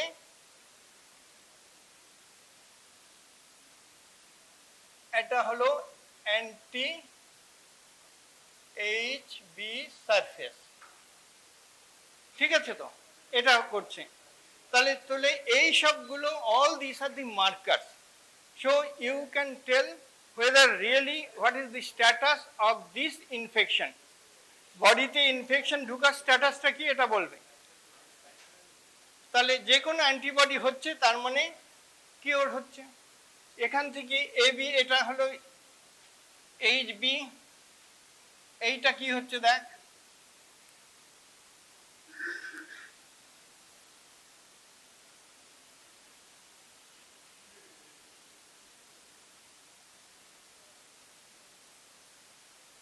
এইটা। ঠিক আছে, তো তাহলে ওটা উঠেছিল একটু, অত পিকে উঠেনি, কিন্তু এটা হলো অ্যান্টিবডিও তৈরি করে দিয়েছে। আচ্ছা, এবার যেটা দেখছিস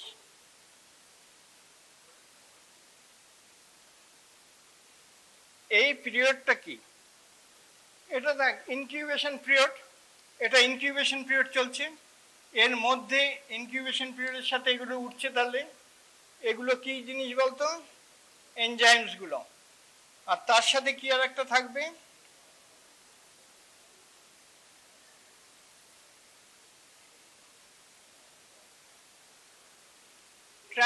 অ্যামাইনো ট্রান্সামাইনেস। ঠিক আছে, তো এই সব জিনিসগুলো তো থাকছে। এবার কোনটা কখন হবে, তো এই পিরিয়ডটাকে তাহলে কি বলবি, এই পিরিয়ডে it is call the window period.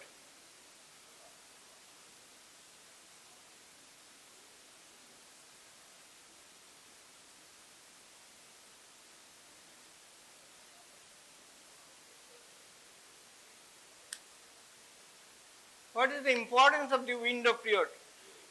প্রথমে যেটা দেখছিস, যে কোনো এক জায়গায় যদি দেখিস ইনফেকশনের পরে তুই ডায়াগনোস করতে পারলি অ্যান্টিজেন আছে। যদি অ্যান্টিজেন ইজ দেয়ার, ডেফিনেটলি কি বলবি তখন, অ্যাক্টিভ। এবার অ্যাক্টিভ বলবি ইট ইজ অ্যাকিউট, এবং এটাই এক্সপেক্টেড।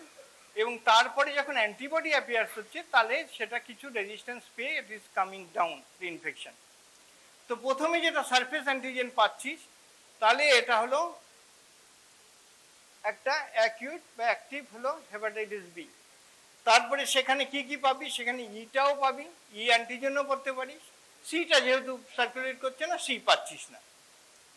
তারপরে এটা আস্তে আস্তে তো একটু বেটার হচ্ছে, তুই নেমে আসলো মানে বেটারই দেখছিস, অ্যান্টিজেন কমে গেল, অ্যান্টিজেন ইজ নট ডিটেক্টেবল।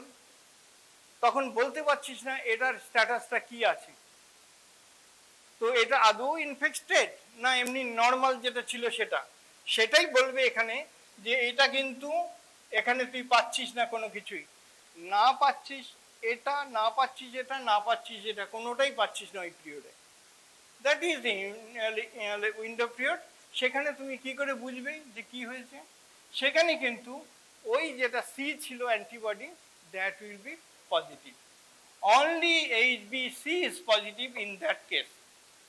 তাহলে ওই উইন্ডো পিরিয়ডে থাকলে তুই এটা, যদি ওটা থাকে আর যদি ওটাও না থাকে তাহলে কিছুই নেই, এই পর্যায়ে চলে গেল, তাই তো? ওটা থাকবে তার মানে। সুতরাং এটার প্রেজেন্স পাচ্ছিস, আর বাদ বাকি পাচ্ছিস না, that is window period.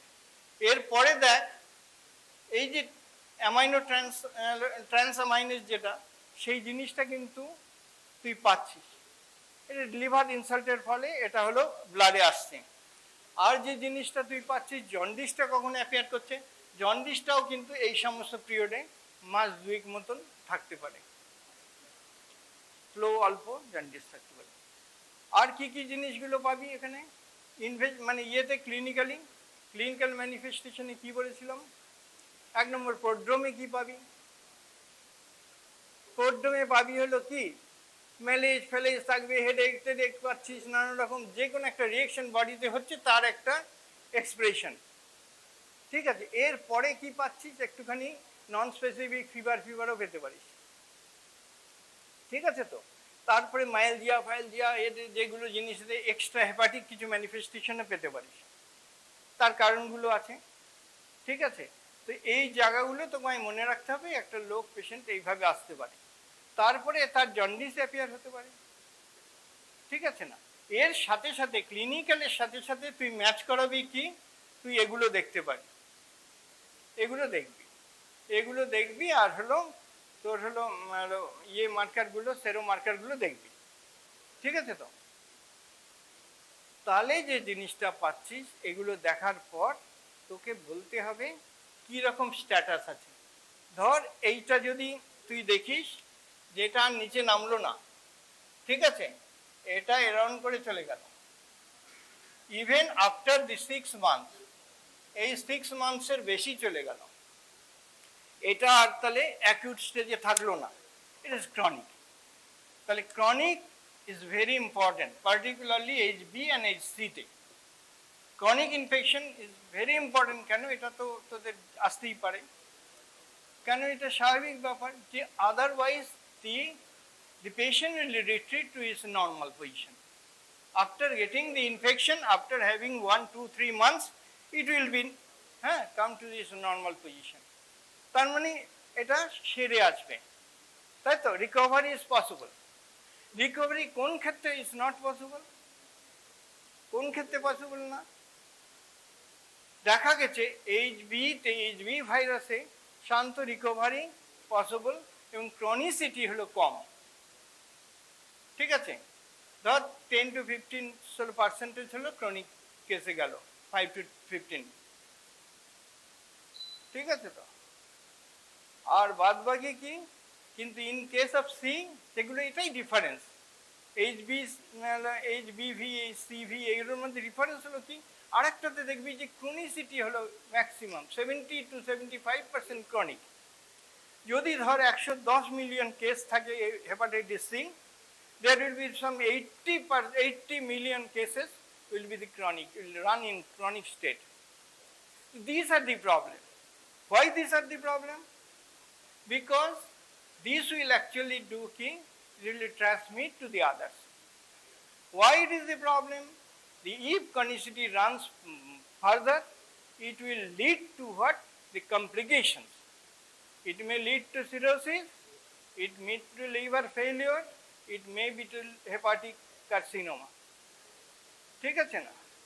So these are the problem, and ultimately death rate will be also more in particular the cases. Otherwise, acute viral infections, death rate is 1 to 2%. Starting from hepatitis A, that is the 0.5 or less, and 0.1 ধর, হ্যাঁ, আর এদিকে হলো আস্তে আস্তে বেড়ে 1.5 like that. তো এত হাজারটা হলে তাহলে একটা পেতে পুরোটা পাবি, তাই তো? খুব কম পাচ্ছিস। কিন্তু যখন এটা ক্রনিসিটিতে গেল, অর্থাৎ it is either it is hepatitis B or hepatitis C, no problem, দুটোরই ক্ষেত্রে কিন্তু ক্রনিক স্টেটে থেকে গেলে কিন্তু আলটিমেটলি এটা কিন্তু খুব কমপ্লিকেটেড, খুব morbidity will be more, the money draining will be more, and ultimately the death.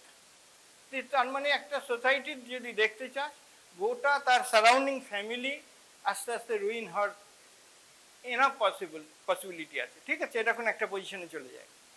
তো আমাদের সেই জন্য ওই জায়গাগুলোকেই বেশি আমরা হলো দেখবো, হলো মানে কেয়ার করবো, পার্টিকুলারলি এমনি হেপাটাইটিস, অ্যাকুইট হেপাটাইটিস চাইতে।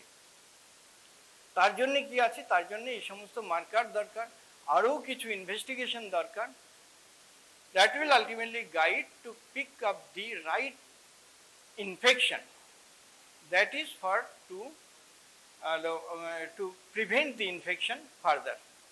এলটি বাড়ছে হলো লিভার যে সেলসগুলো আছে যেখানে ওটা হেপাটোসাইটে যায়, অটোমেটিকলি সেটাতে ইনসাল্ট করলে এই সমস্ত কেমিক্যালস যেগুলো এনজাইমসগুলো সেগুলো লিভার এনজাইমসগুলো বেড়ে যায়। হ্যাঁ, না সেগুলো বাড়ে, সেগুলো বাড়ে। হ্যাঁ, এলটিটা হলো গুড মার্কার্স, যেটা হলো আমরা 5টা টেস্ট করারও দরকার নেই, একটা টেস্ট করলেই এনাফ হলো রেজাল্ট পাবো। হ্যাঁ, তুমি যদি এসটির জন্য করিস, সবই যদি করতে আরম্ভ করিস, দেয়ার উইল বি দি তুই তো দেখতে পারিস, মানে গ্লোবিলিন, অ্যালবুমিন, সেগুলোও তো দেখতে পারিস, বায়োকেমিক্যাল কিছু জিনিস দেখতে পারিস, ইভেন দি হলো হেপাটাইটিসের জন্য সেলগুলো দেখতে পারিস, ব্লাড সেলগুলো কাউন্ট, সেগুলো তো দেখাই যায় জিনিসগুলো। কিন্তু এটাই হলো ধরে নিচ্ছি যে এলটি যেটা, that will actually do right হলো ইয়ে পিকচার। তো আর কিছু এখানে আছে, দেখ কিছু বলার আছে এখানে? হ্যাঁ, এই এদিকে কিচ্ছু বলার নেই বলছিস? ইটা, এসটা, ইটা, এটা, এই জিনিসগুলো আছে। হ্যাঁ, এটা জিজ্ঞেস করবো একটু পরে। হ্যাঁ বল, বল জোরে বল। কমে যাবে আস্তে আস্তে, তুই কমাতে চাচ্ছিস না, সব জায়গায় লিক করতে তোর মেমোরি থেকে লস যায় না? আমি এখন দেখে আসলে আমার মেমোরি ফার্স্টার লস গেল, তোর হয়তো 10 দিনে লস যাবে, আরেকজনের 1 মাসে লস যাবে, ঠিক আছে না? এগুলো ইন্ডিভিজুয়ালি তো ভ্যারি করবে, কমে আসবে, বাড়বে, নানা রকম জিনিসগুলো। আবার একটা ইনফেকশন পেয়ে গেল, কি হবে? তো কোশ্চেন তো এগুলো নানা রকম হবে। যাই হোক, তোর এটা কি ওরা অফ করে দিয়ে চলে গেল? কি রে, আয় দিকে,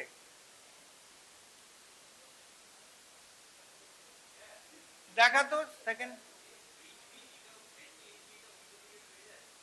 এইটা উইন্ডো পিরিয়ডে কোনোটাই বাড়ে না, ডিটেক্ট, ওই যে দেখালাম, এটা কি জন্য দেখালাম রে এই জায়গাটা, এটা ডিটেক্টেবল রেঞ্জে। এই পয়েন্টসটা হলো ভাইরাস তোর হলো অ্যান্টিজেন গুলো ডিটেক্ট করার জন্য, ডিটেক্টেবল লেভেল, ঠিক আছে, এটা ডিটেক্টেবল লেভেল। ওর নিচে দেখছিস না চলে গেছে, এগুলো নিচে চলে গেল, এই তো উইন্ডো পিরিয়ডে এগুলো পাচ্ছিস না, ওপর দিকে তাকাতো, এটা বরাবর কি পাচ্ছিস একটা, এটাই কি পাচ্ছিস এই উইন্ডো পিরিয়ডে, তাহলে এইটাই দেখবি। কোথায়? না, এটা পাওয়া যাচ্ছে না, এটাকে পাওয়া যাচ্ছে না, তার কারণ হলো তুই দেখ, এটা ওইভাবে পাবি না, অ্যাকচুয়ালি যেটা পাবি হলো এটা, এই পিরিয়ডে তুই ধর এটাকে যদি আমি এরন করে কাট করে দিতাম কি হতো? হ্যাঁ, সেটা না, সেটা যেরকমই হোক ওই লেভেলে বলছি ডিটেক্টেবল, বাট এটা সেইভাবে পেলেও এটার ইম্পর্টেন্স নেই, ঠিক আছে, অ্যান্টিজেনের। আচ্ছা, ই chronic infection and hepatitis C chronic infection, how we will tackle all this infection? কেন প্রিভেন্টিভ সাইডে বলা হয়েছে, কি কি বলা হয়েছে প্রিভেনশনে বলা হয়েছে কি করে প্রিভেন্ট করবি? By preventing the route of infection. 3টে জিনিস আছে প্রিভেন্ট করার, কি জিনিস বলছিস? One is the reservoir, another is the way, হ্যাঁ, that is mode of transmission, another is the host. তো হোস্টে তুই জানিস যেটা অ্যান্টি, তারপরে ভ্যাকসিন দিচ্ছিস যে সমস্ত, সেইভাবে or by giving the drugs এমনি করছিস। কিন্তু ট্রান্সমিশন রুটটাও তোদের আসতে পারে। ট্রান্সমিশন রুটে কি বলেছিলাম? হ্যাঁ, ভেরি গুড, সেক্সুয়াল রুটে হবে না কেন? তাহলে চুপ করে শোন রে, শোন। জানি না কিছু, তা যেটা জানিস তো অনেক জেনেছিস বলেছিস। তো এইটা ব্লাড ভেরি ইম্পর্টেন্ট হলো প্যারেন্টারের মধ্যে। সেক্স তো আছেই একটা আলাদা, কিন্তু প্যারেন্টারে তোমার হলো blood. Or the drug addict যারা আছে, using the sharing the same needle, তার বন্ধু বান্ধবের কাছ থেকেই চলে আসবে। তাহলে ব্লাড যখন করছিস, ব্লাড সেফটি তোকে মেজার করতে হবে, রাখতে হবে, টু প্রিভেন্ট ইট, এইভাবে লিখবি তখন, ঠিক আছে। আর এটা তোর তো বলা হয়ে গেছে, ঠিক আছে। এটাই বলতে পারবি, surface antibody is negative, as long it is negative, ঠিক আছে। ততক্ষণ তুই কি বলবি, এটা it is a acute hepatitis. আর তার সাথে সাথে কি থাকতে পারে, এইচবিইটা পজিটিভ হতে পারে, ঠিক আছে। তাহলে তুই বলছিস যেটা অ্যাকিউট হেপাটাইটিস। একটা থাক বাবু, একটা থাক, ওটা তো একটা ওটা। হ্যাঁ, তুই যেটা বলেছিস সেটাও ঠিক, সেটাও ঠিক যে এটা যদি সারিয়ে দিতি। আচ্ছা, এটা প্লাস হয়েছে, এখানে দেখ সিটার আইজিজি এসেছে, অ্যান্ড এটা প্লাস আছে, it is also chronic. At the same time C active viral replications বলছে, ঠিক আছে। যতক্ষণ এগুলো থাকবে, প্লাস থাকছে, there is a no antibody of these, এটা কিন্তু রেপ্লিকেশন ইজ প্লাস, ঠিক আছে।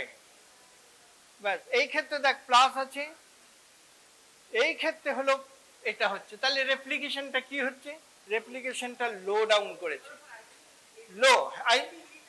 অ্যান্টিটা প্লাস, ইটা নেই, তার মানে কি, ইটা কি সিগনিফিকেন্ট বলতো, ইটা হলো প্রলিফারেশন, ভাইরাল প্রলিফারেশন দেয়ার, তার মানে ক্রনিসিটি আছে এবং অ্যাক্টিভ প্রোগ্রেসিভ, এইটা দেবে আবার প্রোগ্রেস করছে ই, ঠিক আছে। সেকেন্ড, হ্যাঁ, যেটা আসলে ইটা তার মানে প্রোগ্রেস করছে, যেই অ্যান্টিবডি অ্যাপিয়ার করলো তখন তার মানে প্রোগ্রেস কমে যাচ্ছে, এই তো স্বাভাবিক লো, সেই জন্য বলছে লো, কিন্তু আগেরটাই বলেছিল অ্যাক্টিভ ভাইরাল রেপ্লিকেশন। নেক্সট, এই ক্ষেত্রে দেখ এটাও পাচ্ছিস, এটাও পাচ্ছিস, আর কি পাচ্ছিস, এটা পাচ্ছিস, এটা প্লাস মাইনাস অ্যান্ড দিস। এই ক্ষেত্রে যেটা হচ্ছে, ইট ইজ অলসো হলো ক্রনিক হেপাটাইটিস বি, অ্যান্ড হেটারোটাইপিক হলো অ্যান্টিবডি, এটা হলো সারফেস অ্যান্টি পাচ্ছিস এখানে, ঠিক আছে। সে ওই ক্ষেত্রে তোর অতটা না, তুই যতক্ষণ পর্যন্ত anti surface antigen plus or E plus, তুই বলবি ইট ইজ এ ইনফেকশন। যখন ই প্লাস তখন বলবি কি, যেটা হলো মাল্টি রেপ্লিকেশন হচ্ছে, নট মাল্টিপ্লিকেশন, রেপ্লিকেশন। নেক্সট,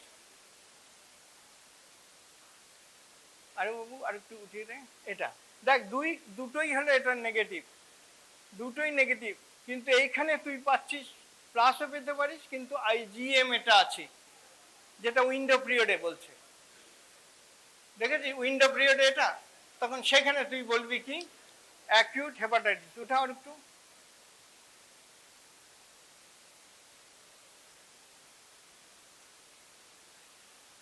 আচ্ছা, এই ক্ষেত্রে দেখ কি পাচ্ছিস, এখানে অ্যান্টিবডি পেয়ে গেলি, এখানে দেখ কি পাচ্ছিস, নেই অ্যান্টিজেন, তাহলে কিছু বলতে পারছিস না অ্যাকিউট, তাহলে অটোমেটিকলি দেখ এই ক্ষেত্রে দেখ আইজিজি আছে, রিকভারি স্পেস, তাহলে এটা কি হচ্ছে, রিকভারি ফ্রম হেপাটাইটিস, তাই তো, বি অ্যান্ড ইমিউনিটি।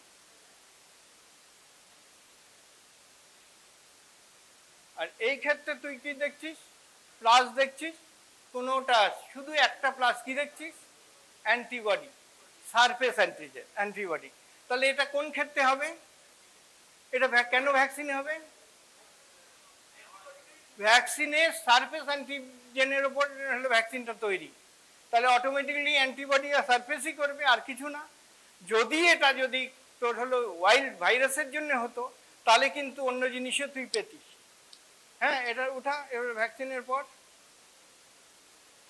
এই যে আইজিজি, এটা পারসিস্ট করে গেল, অনেকদিন পারসিস্ট করতে পারে, অনেকদিন পারসিস্ট করতে পারে, হ্যাঁ, বাস্ট অ্যান্ড দিস। তাহলে ওই ক্ষেত্রে কি হবে, ভ্যাকসিনের যেটা দেখছিস ভ্যাকসিন ইমিউনিটি, তোর যদি এমনি রিকভারিতে কি পেলি, রিকভারিতে কিন্তু পাচ্ছিস কি, এটা প্লাসও হতে পারে, এই ক্ষেত্রে তুই পাচ্ছিস আইজিজিটা থাকছে অ্যান্ড এটা প্লাস থাকছে, এটা রিকভারি ফ্রম দিস। কিন্তু ভ্যাকসিনে সেই দুটো থাকছে না, কেন ওইটার প্রশ্নই নেই ভ্যাকসিনে, এটাই বলার। এটার মানে কি এইখানে প্রশ্ন নেই এটা থাকার, এটা থাকার প্রশ্ন নেই, এখানে এটা থাকার প্রশ্ন নেই, এটা এখানে এটা থাকার প্রশ্ন নেই, ওটা ওখানে থাকার প্রশ্ন নেই, এই দুটোই ডিফারেন্স। একটা স্ট্রেট ওয়ে দিয়ে হেপাটাইটিস সারফেস অ্যান্টিজেনের রিয়েকশনই হয়েছে এটা ভ্যাকসিন দেওয়ার ফলে, আর একটা হলো ভাইরাসের ফলে। ঠিক আছে, রিকভারি কি করে, ঠিক আছে, এটা ছেড়ে দে, পরে 1 দেখা 2 দেখা।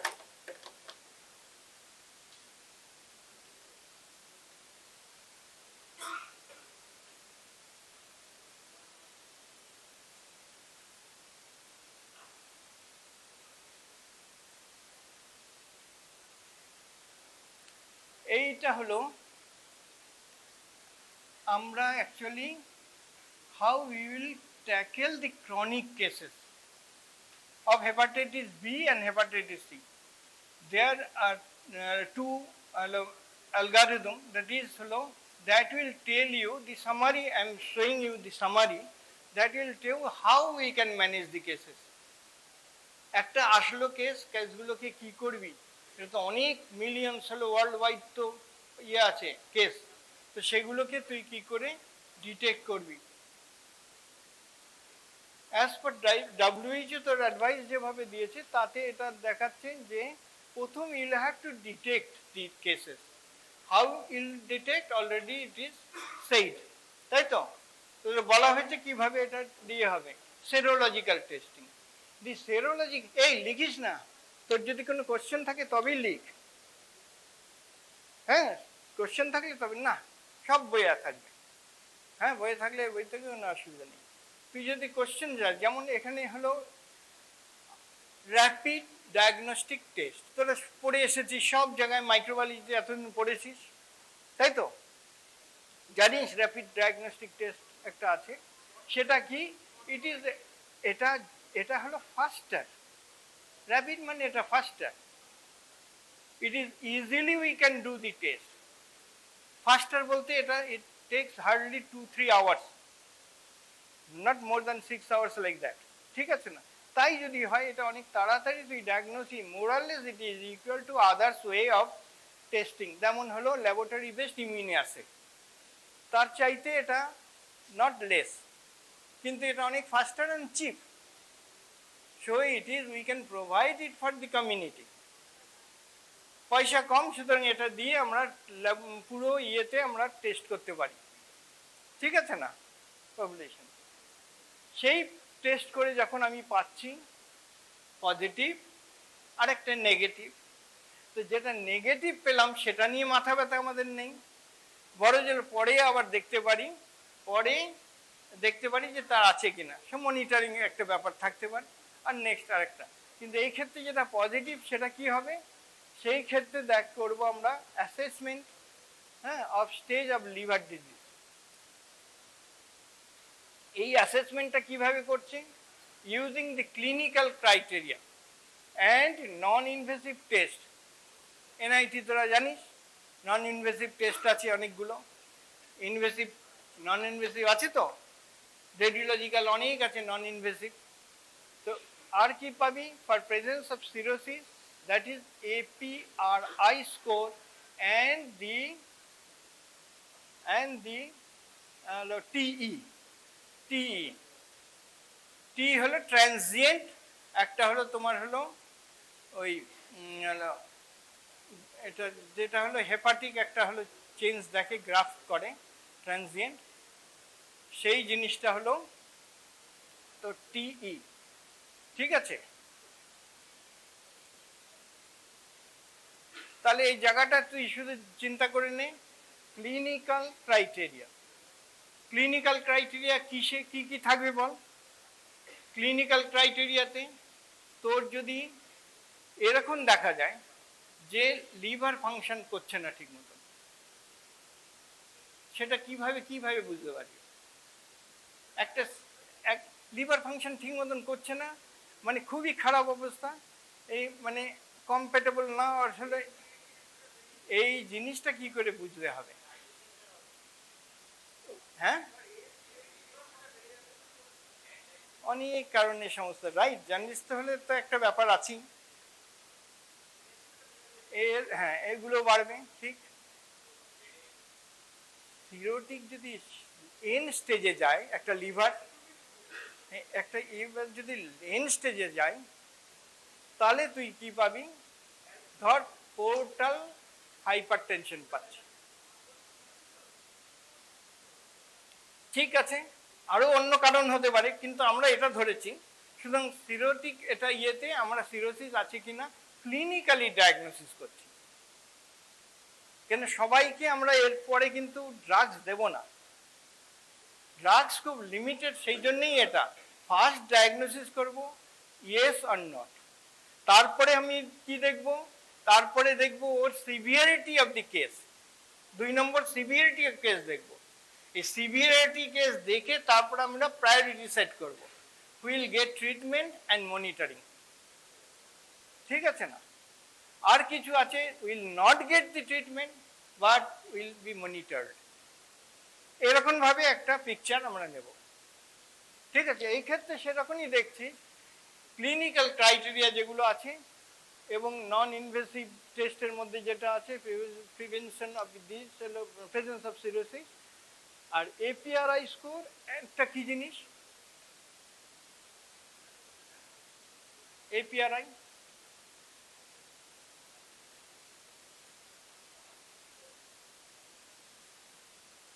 এটা এএলটি আর প্লেটলেটস এর মধ্যে রেশিও, ঠিক আছে? কেন এটা রেশিওটা কি লাভ হবে?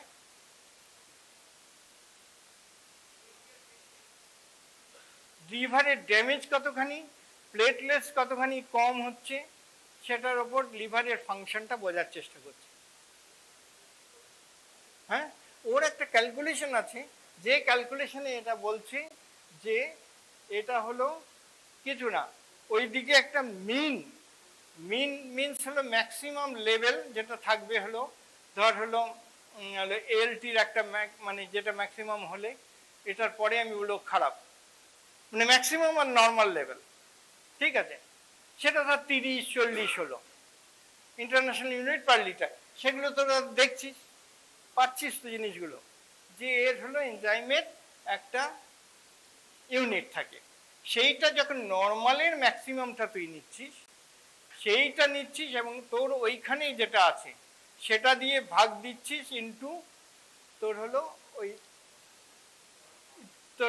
কি বল প্লেটলেটসের, প্লেটলেটস কাউন্টের ওই জায়গাটা তোকে হলো কাউন্ট করতে হবে কত, তাহলে এটা করে একটা রেশিওতে যে জিনিসটা পাচ্ছে তার ইউনিটগুলোর একটা হলো যদি বেশি এর চাইতে বেশি হয়, তার মানে এটা খারাপের দিকে, বুঝতে পেরেছিস?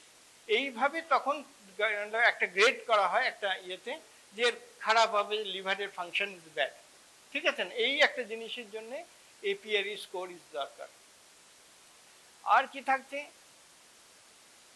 বল? এইচবিডিএনএ, এটা এই ক্ষেত্রে আবার দেখা গেল যে এটাও করতে হচ্ছে অনেক ক্ষেত্রে, কারণ বোঝা যাচ্ছে না, you are not getting whether this cirrhosis is there, what extent, আর নেই সিরোসিস, পেল না, কিন্তু পেশেন্ট খারাপ, সেই ক্ষেত্রে কি করবি?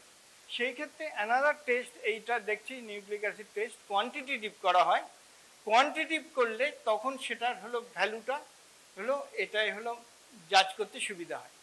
তো এটার একটা জিনিস ওটা একটুখানি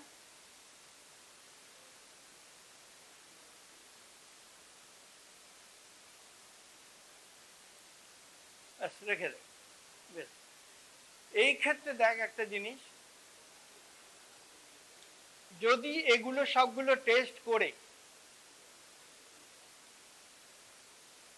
ঠিক আছে, যদি এগুলো টেস্ট করে তুই পেলি কি, তুই স্টিফনেস অফ লিভার দেখেছিস টিই করে, কতখানি হলো লিভার হলো ফাইব্রোজ বা স্টিপ আছে, সেইভাবে একটা হলো ওরা জাজ করবে, সেটাতে তুই দেখেছিস এটা মোস্ট প্রবলি এটা ফাইব্রোজ হয়ে আছে, সেই ক্ষেত্রে এটা প্রেজেন্স অফ ফাইব্রোসিস আছে। এই প্রত্যেকটা ক্যাটাগরি দেখে আলটিমেটলি তুই দেখবি প্রেজেন্স অফ ফাইব্রোসিস আছে কি না, ঠিক আছে? এরপরে কি করবি, এটা if yes if no, no থাকলে দেখ কি করছে, নো থাকলে অল এজেস অ্যাবভ 30 ইয়ার, একটা ভেরি ইম্পর্টেন্ট জিনিস যেটা, অল এজেস না এজেস, এখানে অল এজেস করিস না, ওটা কেটে দিতে হবে, ages below 30 years, all ages above this, ঠিক আছে, আর একটা হলো এজেস বিলো 30 ইয়ার্স। তো সেইটা যদি করিস সেই ক্ষেত্রে আর একটু উঠিয়ে দে, পুরো এই পর্যন্ত উঠিয়ে দে, আর একটু নেই, ব্যাস থাক। তাহলে এক্ষেত্রে কি করছিস, এএলটি দেখছিস persistently normal, AST persistently normal থাকলে নিচে চলে গেল, ঠিক আছে। এএলটি এর ক্ষেত্রে আবার দেখছি কি, অল এজের ক্ষেত্রেও পারসিস্টেন্ট নর্মাল থাকলে তুই কি করছিস, মনিটর করছিস। তাহলে একটাই কথা এখান থেকে আসছে, সেটা হলো যদি এএলটি পারসিস্টেন্টলি নর্মাল হয়, either any age group, any age group, we just will কি করব, উইল মনিটর। আর এই ক্ষেত্রে দেখছিস ALT intermittently and a persisting abnormal, এক্ষেত্রে যদি পারসিস্টেন্টলি অ্যাবনর্মাল হয় তাহলে কিন্তু আমি সেটা যেটা এইচবিভি ডিএনএ নিউক্লিক অ্যাসিড টেস্টটা করে রেখেছিলাম, হ্যাঁ, সেই টেস্টটাকে এবার হলো ক্রাইটেরিয়াতে সেট করে দেখব। তাহলে এখানে কি হচ্ছে জিনিসটা, এটা পারসিস্টেন্টলি অ্যাবনর্মাল, তার মানে রিয়েলি খারাপ আছে, এটা intermediately abnormal, still intermediate abnormal হলে আমরা মনিটর করতে পারি। So we are trying to prioritize the person, the disease, প্রত্যেকটা এভাবে ছেড়ে আমরা আসল জায়গায় আসার চেষ্টা করছি, the person who should get the treatment, treatment মানে ভাইরাল ট্রিটমেন্ট, এখানে we have the, তো এই ক্ষেত্রে HBDNA is more than 20,000, more than 20,000, তারা কিন্তু করবে হলো এটা anti treatment and monitor, antiviral treatment হবে, ঠিক আছে। ক্লিয়ার আছিস তো, এখানে ওইটা অ্যারোটা পড়েনি, যাই হোক এটা এখানে আসবে, ঠিক আছে। আর ডাইরেক্টলি ইয়েস সেম, তাহলে this to we need to treat by the viral treatment, viral treatment আমাদের আছে, সেটা দিয়ে করবে, ঠিক আছে। তো তাহলে কোন জায়গায় চলে আসলি, একদম জিনিস একটা এলটি পারসিস্টেন্টলি অ্যাবনর্মাল, এটা ইয়েস করলি এটা, আর তার আগে দেখেছিস ফাইব্রোসিস আছে লিভারের, কতখানি কতখানি লিভারের ফাইব্রোসিস হয়েছে, তার মানে সে কতখানি কাজ করতে পারবে, এটা। নেক্সট স্লাইডে চলে যা।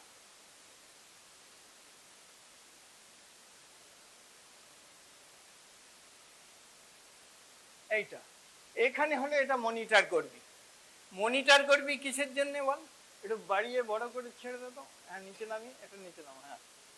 এটা মনিটর করছিস, কি জিনিস করছিস মনিটর বল, নিজে থেকে বল, কি মনিটর করবি,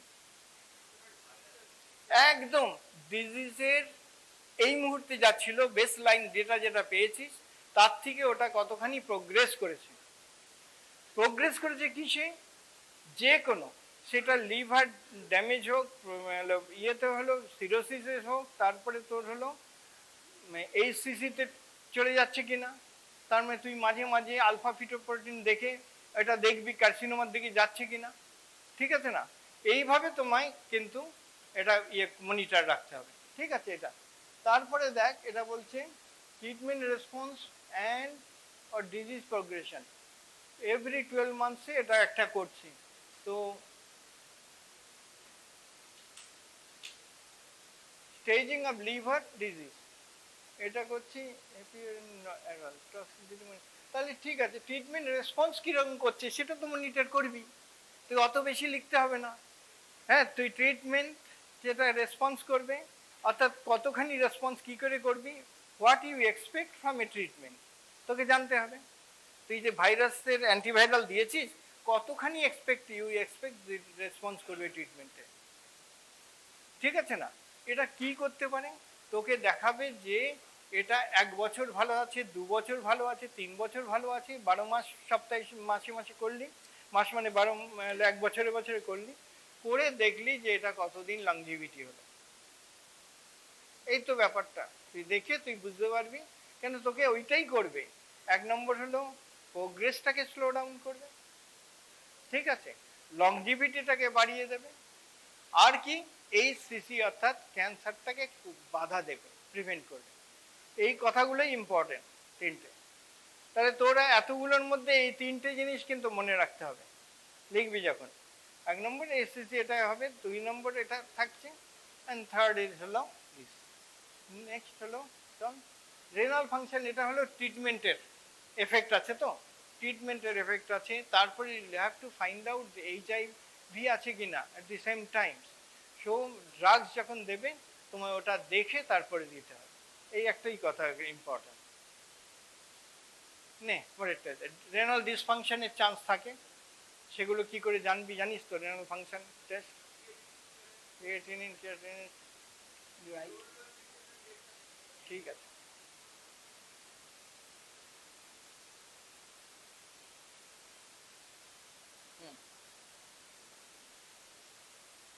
ঠিক আছে, এটা তোরা এমনি দেখে নে, এটা দেখার কিছু নেই, উল্টা যেটা ইয়ে করে নিয়ে দেখ।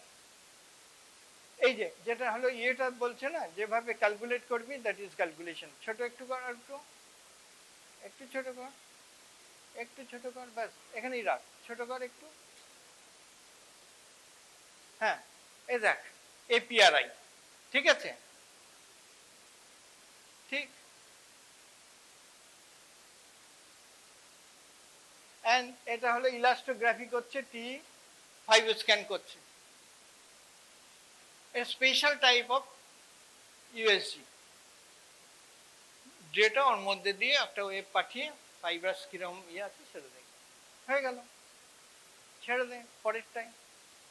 পরেরটা এবার সি, হেপাটাইটিস সি। তাহলে একটা হলো ক্রনিক, কি করে ফাইন্ড আউট করবি, এন্ড ক্রনিক এইচবিভি খুব ইম্পর্টেন্ট, সেটাতে তুই ফাইন্ড আউট করে সেটাকে ট্রিটমেন্ট দেবি। সেম থিং, ওই সেরোলজিক্যাল টেস্ট করবি, ইফ ইট ইজ এইচসিভি পজিটিভ তাহলে এটা হলো চলে যাচ্ছে নেক্সট, উঠিয়ে দে।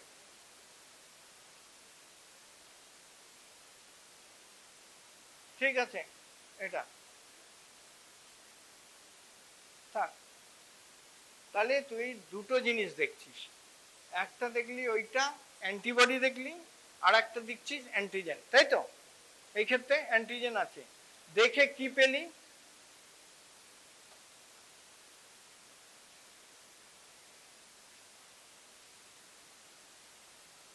যখন এগুলো পাচ্ছিস তখন কি বলছিস?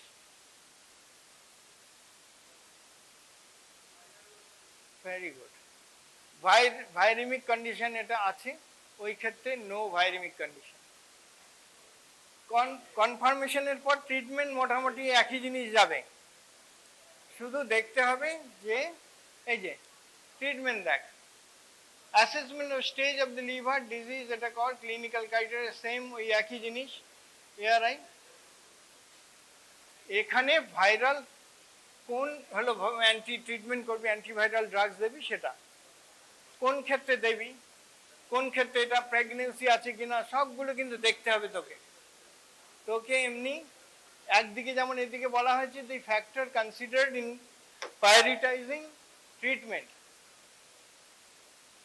ইনক্রিজ রিস্ক অফ ডেথ যেখানে আছে, কি করে প্রায়োরিটাইজ করবি, অ্যাক্সেলারেটেড ফাইব্রোসিস আছে, ঠিক আছে, যেমন এইচআইভি আর এইচবি কো-ইনফেকশন আছে। There is a potential but uncertain risk of HBV reactivation during or after the HCV clearance. এই একটা জিনিস আছে ইম্পর্টেন্ট, তাই তো? এইটা তো করে দিলি, একটাকে উঠিয়ে দিলি আর একটা বেড়ে যাবে কিনা, এই জিনিসটা নিজেদের মধ্যে কোনো সাপ্রেশনের ব্যাপার আছে কিনা। হ্যাঁ, সেইখানে একটা জিনিস আছে, prior to starting DA therapy, test for HB infection, HB sulfus antigens, and eta to assess the indication for the HBV treatment. Continue careful monitoring after completion therapy, including for the HBV. Do whether this function is going right or wrong. আমরা যে এই প্রোগ্রামটা start করছি, এটা তার কয়েকটা জিনিস দেখে বলতে হবে যে এটা রান করছে ঠিক। কি প্রোগ্রাম, কি কি জিনিস ক্রাইটেরিয়া দেখে বলবি, ইন্ডিকেটর দেখে বলবি। হ্যাঁ, কমপ্লায়েন্স তো খুব ভালো বলেছিস, একটা কমপ্লায়েন্স, তুই ওটাকে সরিয়ে দিয়ে আর কিছু বল। হ্যাঁ, ভেরি গুড। এবার দেখতে হবে আমাদের যে ইনফেক্টিভিটি আর ইনফেকশন রেট, লোডটা ওয়ার্ল্ড ওয়াইড কিরম করলো, প্লেস ওয়াইজ কত কমলো, ইন্ডিয়া ওয়াইজ, সেটা তোকে দেখতে হবে। দেখলে তাহলে বুঝতে পারবি যে এটা ঠিক মতন কাজ করছে। এবার তুই কি করলি, এত তো করছে, কে মরছে বাঁচছে কত বছর, সেগুলো দিয়েও ক্যালকুলেশন করে দেখা গেল যে ডেথ রেটও কমে গেল।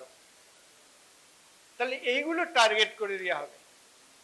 ধর তোর হলো প্রিভেন্ট করছিস, তাই তো, তার প্রিভেন্টিভ অ্যাসপেক্টগুলো কোনগুলো, সেগুলো রিয়েলি ইট ইজ ফাংশনিং। তুই তো বলেছিস যে তোমার হলো হেপাটাইটিস ভ্যাকসিন দিতে হবে। কোথায় ভ্যাকসিন দিবি হেপাটাইটিস বি ভ্যাকসিন?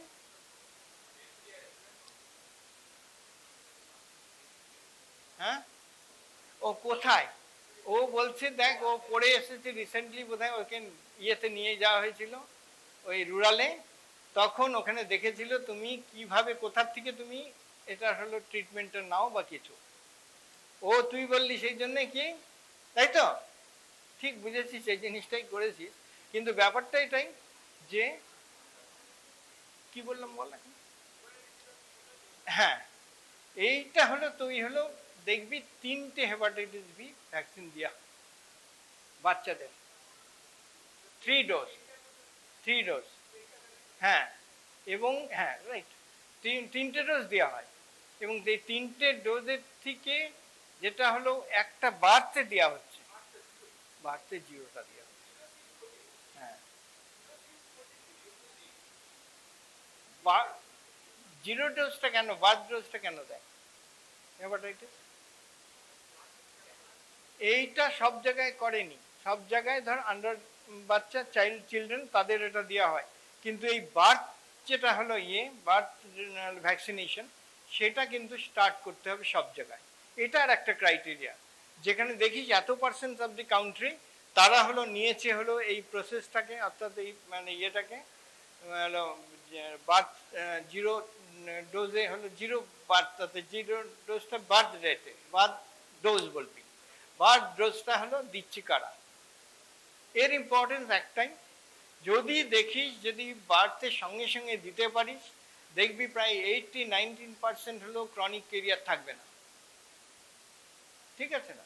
সেই জন্যই এটা করা হচ্ছে কি, হয়তো 90% of this population should get this dose of vaccination, এইভাবে ক্রাইটেরিয়া সেট করা আছে, ঠিক আছে না?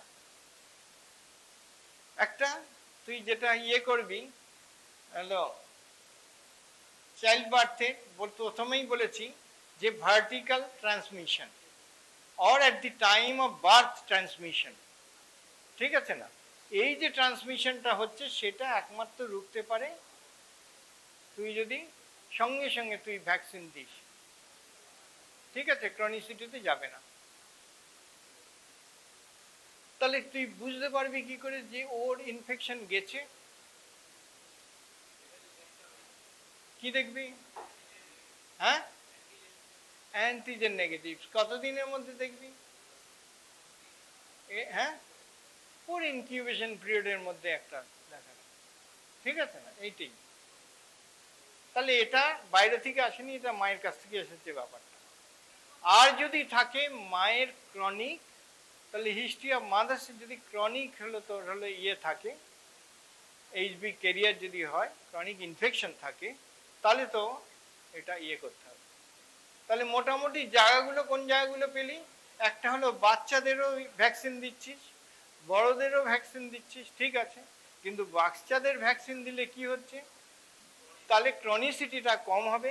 ক্রনিসিটি কমলেই এর যেটা বলা হয় এইচবিসি ক্রনিক অ্যান্ড এইচসিবি ক্রনিকের যেটা হলো প্রসেস, সেখানে কম আসবে লোড। কম লোড হওয়া মানে ওই তার লিভার ক্যান্সার, লিভার হলো তোমার হলো সিরোসিস, এগুলো সবগুলো কমে আসবে, ঠিক আছে?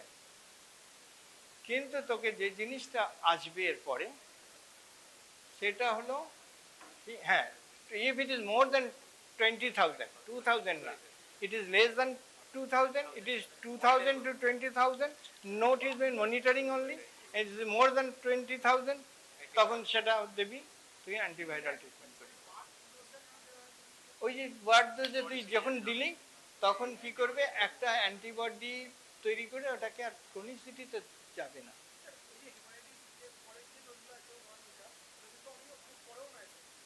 যত এজ আর্লিয়ার দেবি তত ক্রনিসিটি কমবে। তুই যদি 5 মাস দিলি না, 5 মাসে একটা ঢুকে গেল ইনফেকশন, অথবা 1 বছরে ঢুকে গেল, এটা 5 বছরে ঢুকলো, তিনটের মধ্যে কি ভ্যারিয়েশন থাকবে? যেটা 5 মাসে ঢুকলো সেটার অবস্থা হয়তো 60%, 70% ক্রনিসিটি যাবে। যেটা 1 মাসে ওই বাচ্চা এই সময় ঢুকেছে তার 80 to 85% যাবে। যেটা 1 বছরে যেটা ঢুকেছে সেটা হয়তো 40% যাবে।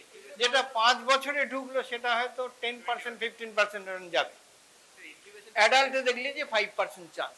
তাহলে তুই অ্যাডাল্টের যে জিনিসটা সেটা তো তোর ইয়ে করতে হবে, অ্যাডাল্টে যাতে মানে আগে কোনটা, এটা ভ্যারি করবে প্রচুর, এবং ভ্যারি করে কিছুর জন্য সেটা বলে দেওয়া হয়েছিল। কতটা আবার এখন হলো সেটা কতটা করেছি, 180 দিন পর্যন্ত এটা incubation period in case of